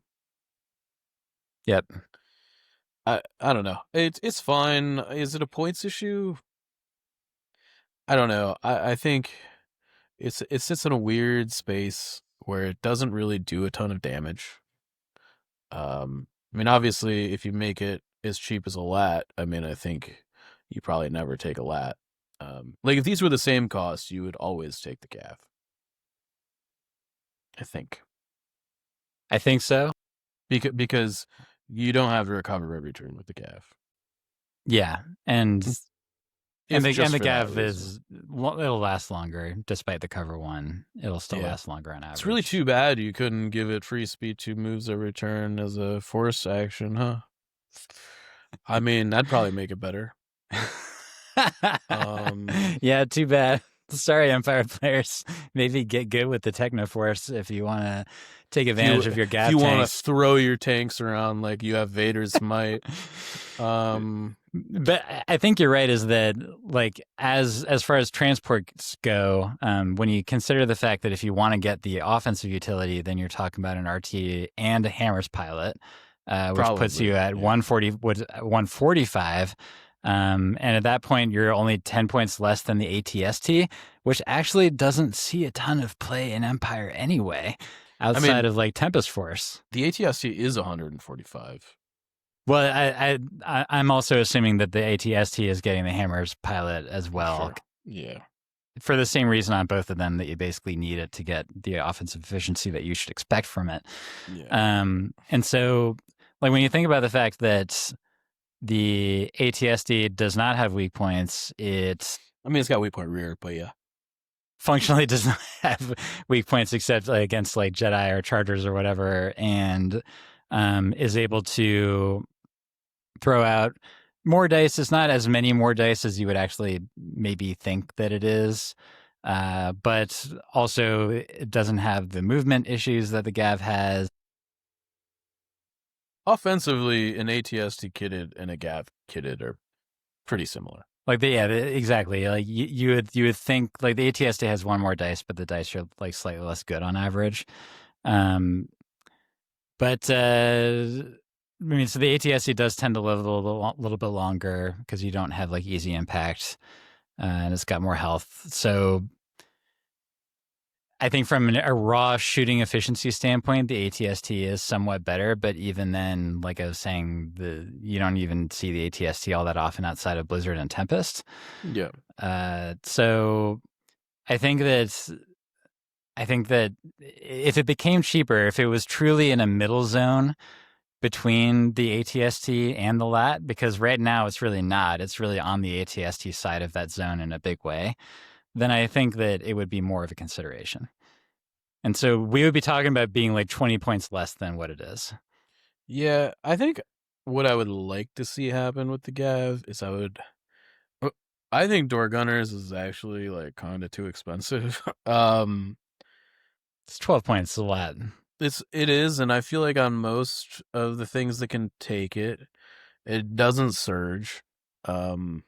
You can obviously do that with the Hammers pilot here. Yeah. I think it would functionally surge on a Gav because you're never not taking the Hammers pilot, basically. But tagging 12 points onto it is like, it's expensive. I don't know. I haven't really seen anybody play Door Gunners and had it been like super good. I feel like it could come down, another 4 points or something, and it might be a more reasonable. But I think that's a reason to take it over the ST in some situations. I don't know. Yeah.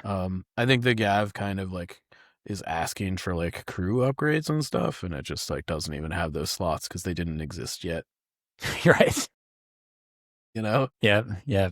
These are vehicles that just existed before those things were a thing. So yeah, I think I've seen people sort of talk about the fact that it's not salvageable as a unit. I honestly think that it is, and if it truly existed as a halfway point between a LAT and an ATST in terms of costs, then I think that it would make list building significantly more interesting for Empire. Is this thing LOS blocking? I don't think it technically is, right? I always forget what the true answer is in terms of like the silhouette height compared to. I think that it's not, if I remember right, and I know we're gonna get corrected in the comments for that. Well, I think the issue, if I recall, is like if you put the canisters on the canisters on the back, like technically, but that's not actually like part of the I don't know. So, but I will say that like that is a drawback that most of these other vehicles don't have, right? Is that like, in a lot of circumstances, I don't think that this actually blocks line of sight. So I'm going to save us our correction here, is that because the cockpit is slightly high enough and that the cockpit counts, that it does block LOS. Okay, do you have an official confirmation of that? Because the canisters go higher than the cockpit. They do, but I think that the cockpit is just high enough. Okay. And it's not like official, but it's like multiple people agreeing. Okay. For this is like good enough for me. That I don't care. Nobody plays high enough. Yeah, but that doesn't have to be true. So hopefully someday people will be able to dig it out. I have 2 of them for whatever reason, and I have never put one on the table. So hopefully someday I'll have a reason to. But I think it would be cool if you could drive through buildings with this thing. Oh man, that would be sick. That would make things interesting in terms of like a gameplay perspective. It would. I don't know how you would do it, but I do think that like of all the vehicles that exist in Legion, this is the one that is like most likely to be able to do something like that. I think. Yeah, to like just bash through a Just like building. sledgehammer through it and just like blow through it. Like the saber Yeah, tank's definitely too fragile for that. it's got like a wedge on the front, Yeah. Like and this it's thing on is treads. meant as like a battering ram, you Yeah, know. So I don't know. Or maybe like allow it to like roll over people, you know, in a way that is like similar to like old vehicle movement shenaniganry. I don't know.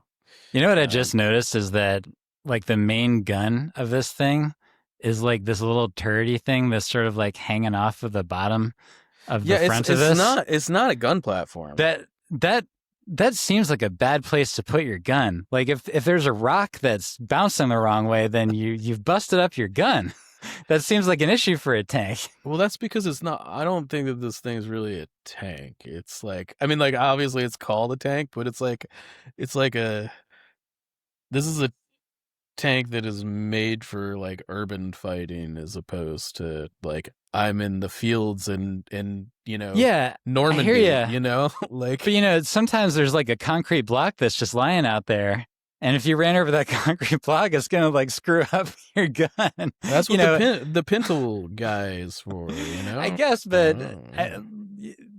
when they made Sherman tanks, they I didn't mean, like put a machine gun on the bottom of the if we're tank. gonna talk about the like the imperial ingenuity in engineering, let's talk about putting these massive weapons platforms on On top of legs. toothpicks. Yeah, yeah.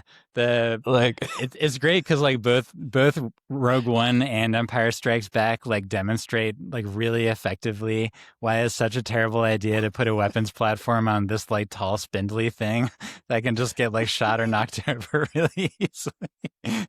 Instead of like literally putting a gun on a sled and then rolling the sled around is a better idea than any walker that's ever been made in the Star Wars universe. that or Return of the Jedi, they just like get them with some logs, you know. You Yep, know, I don't know. bears with logs.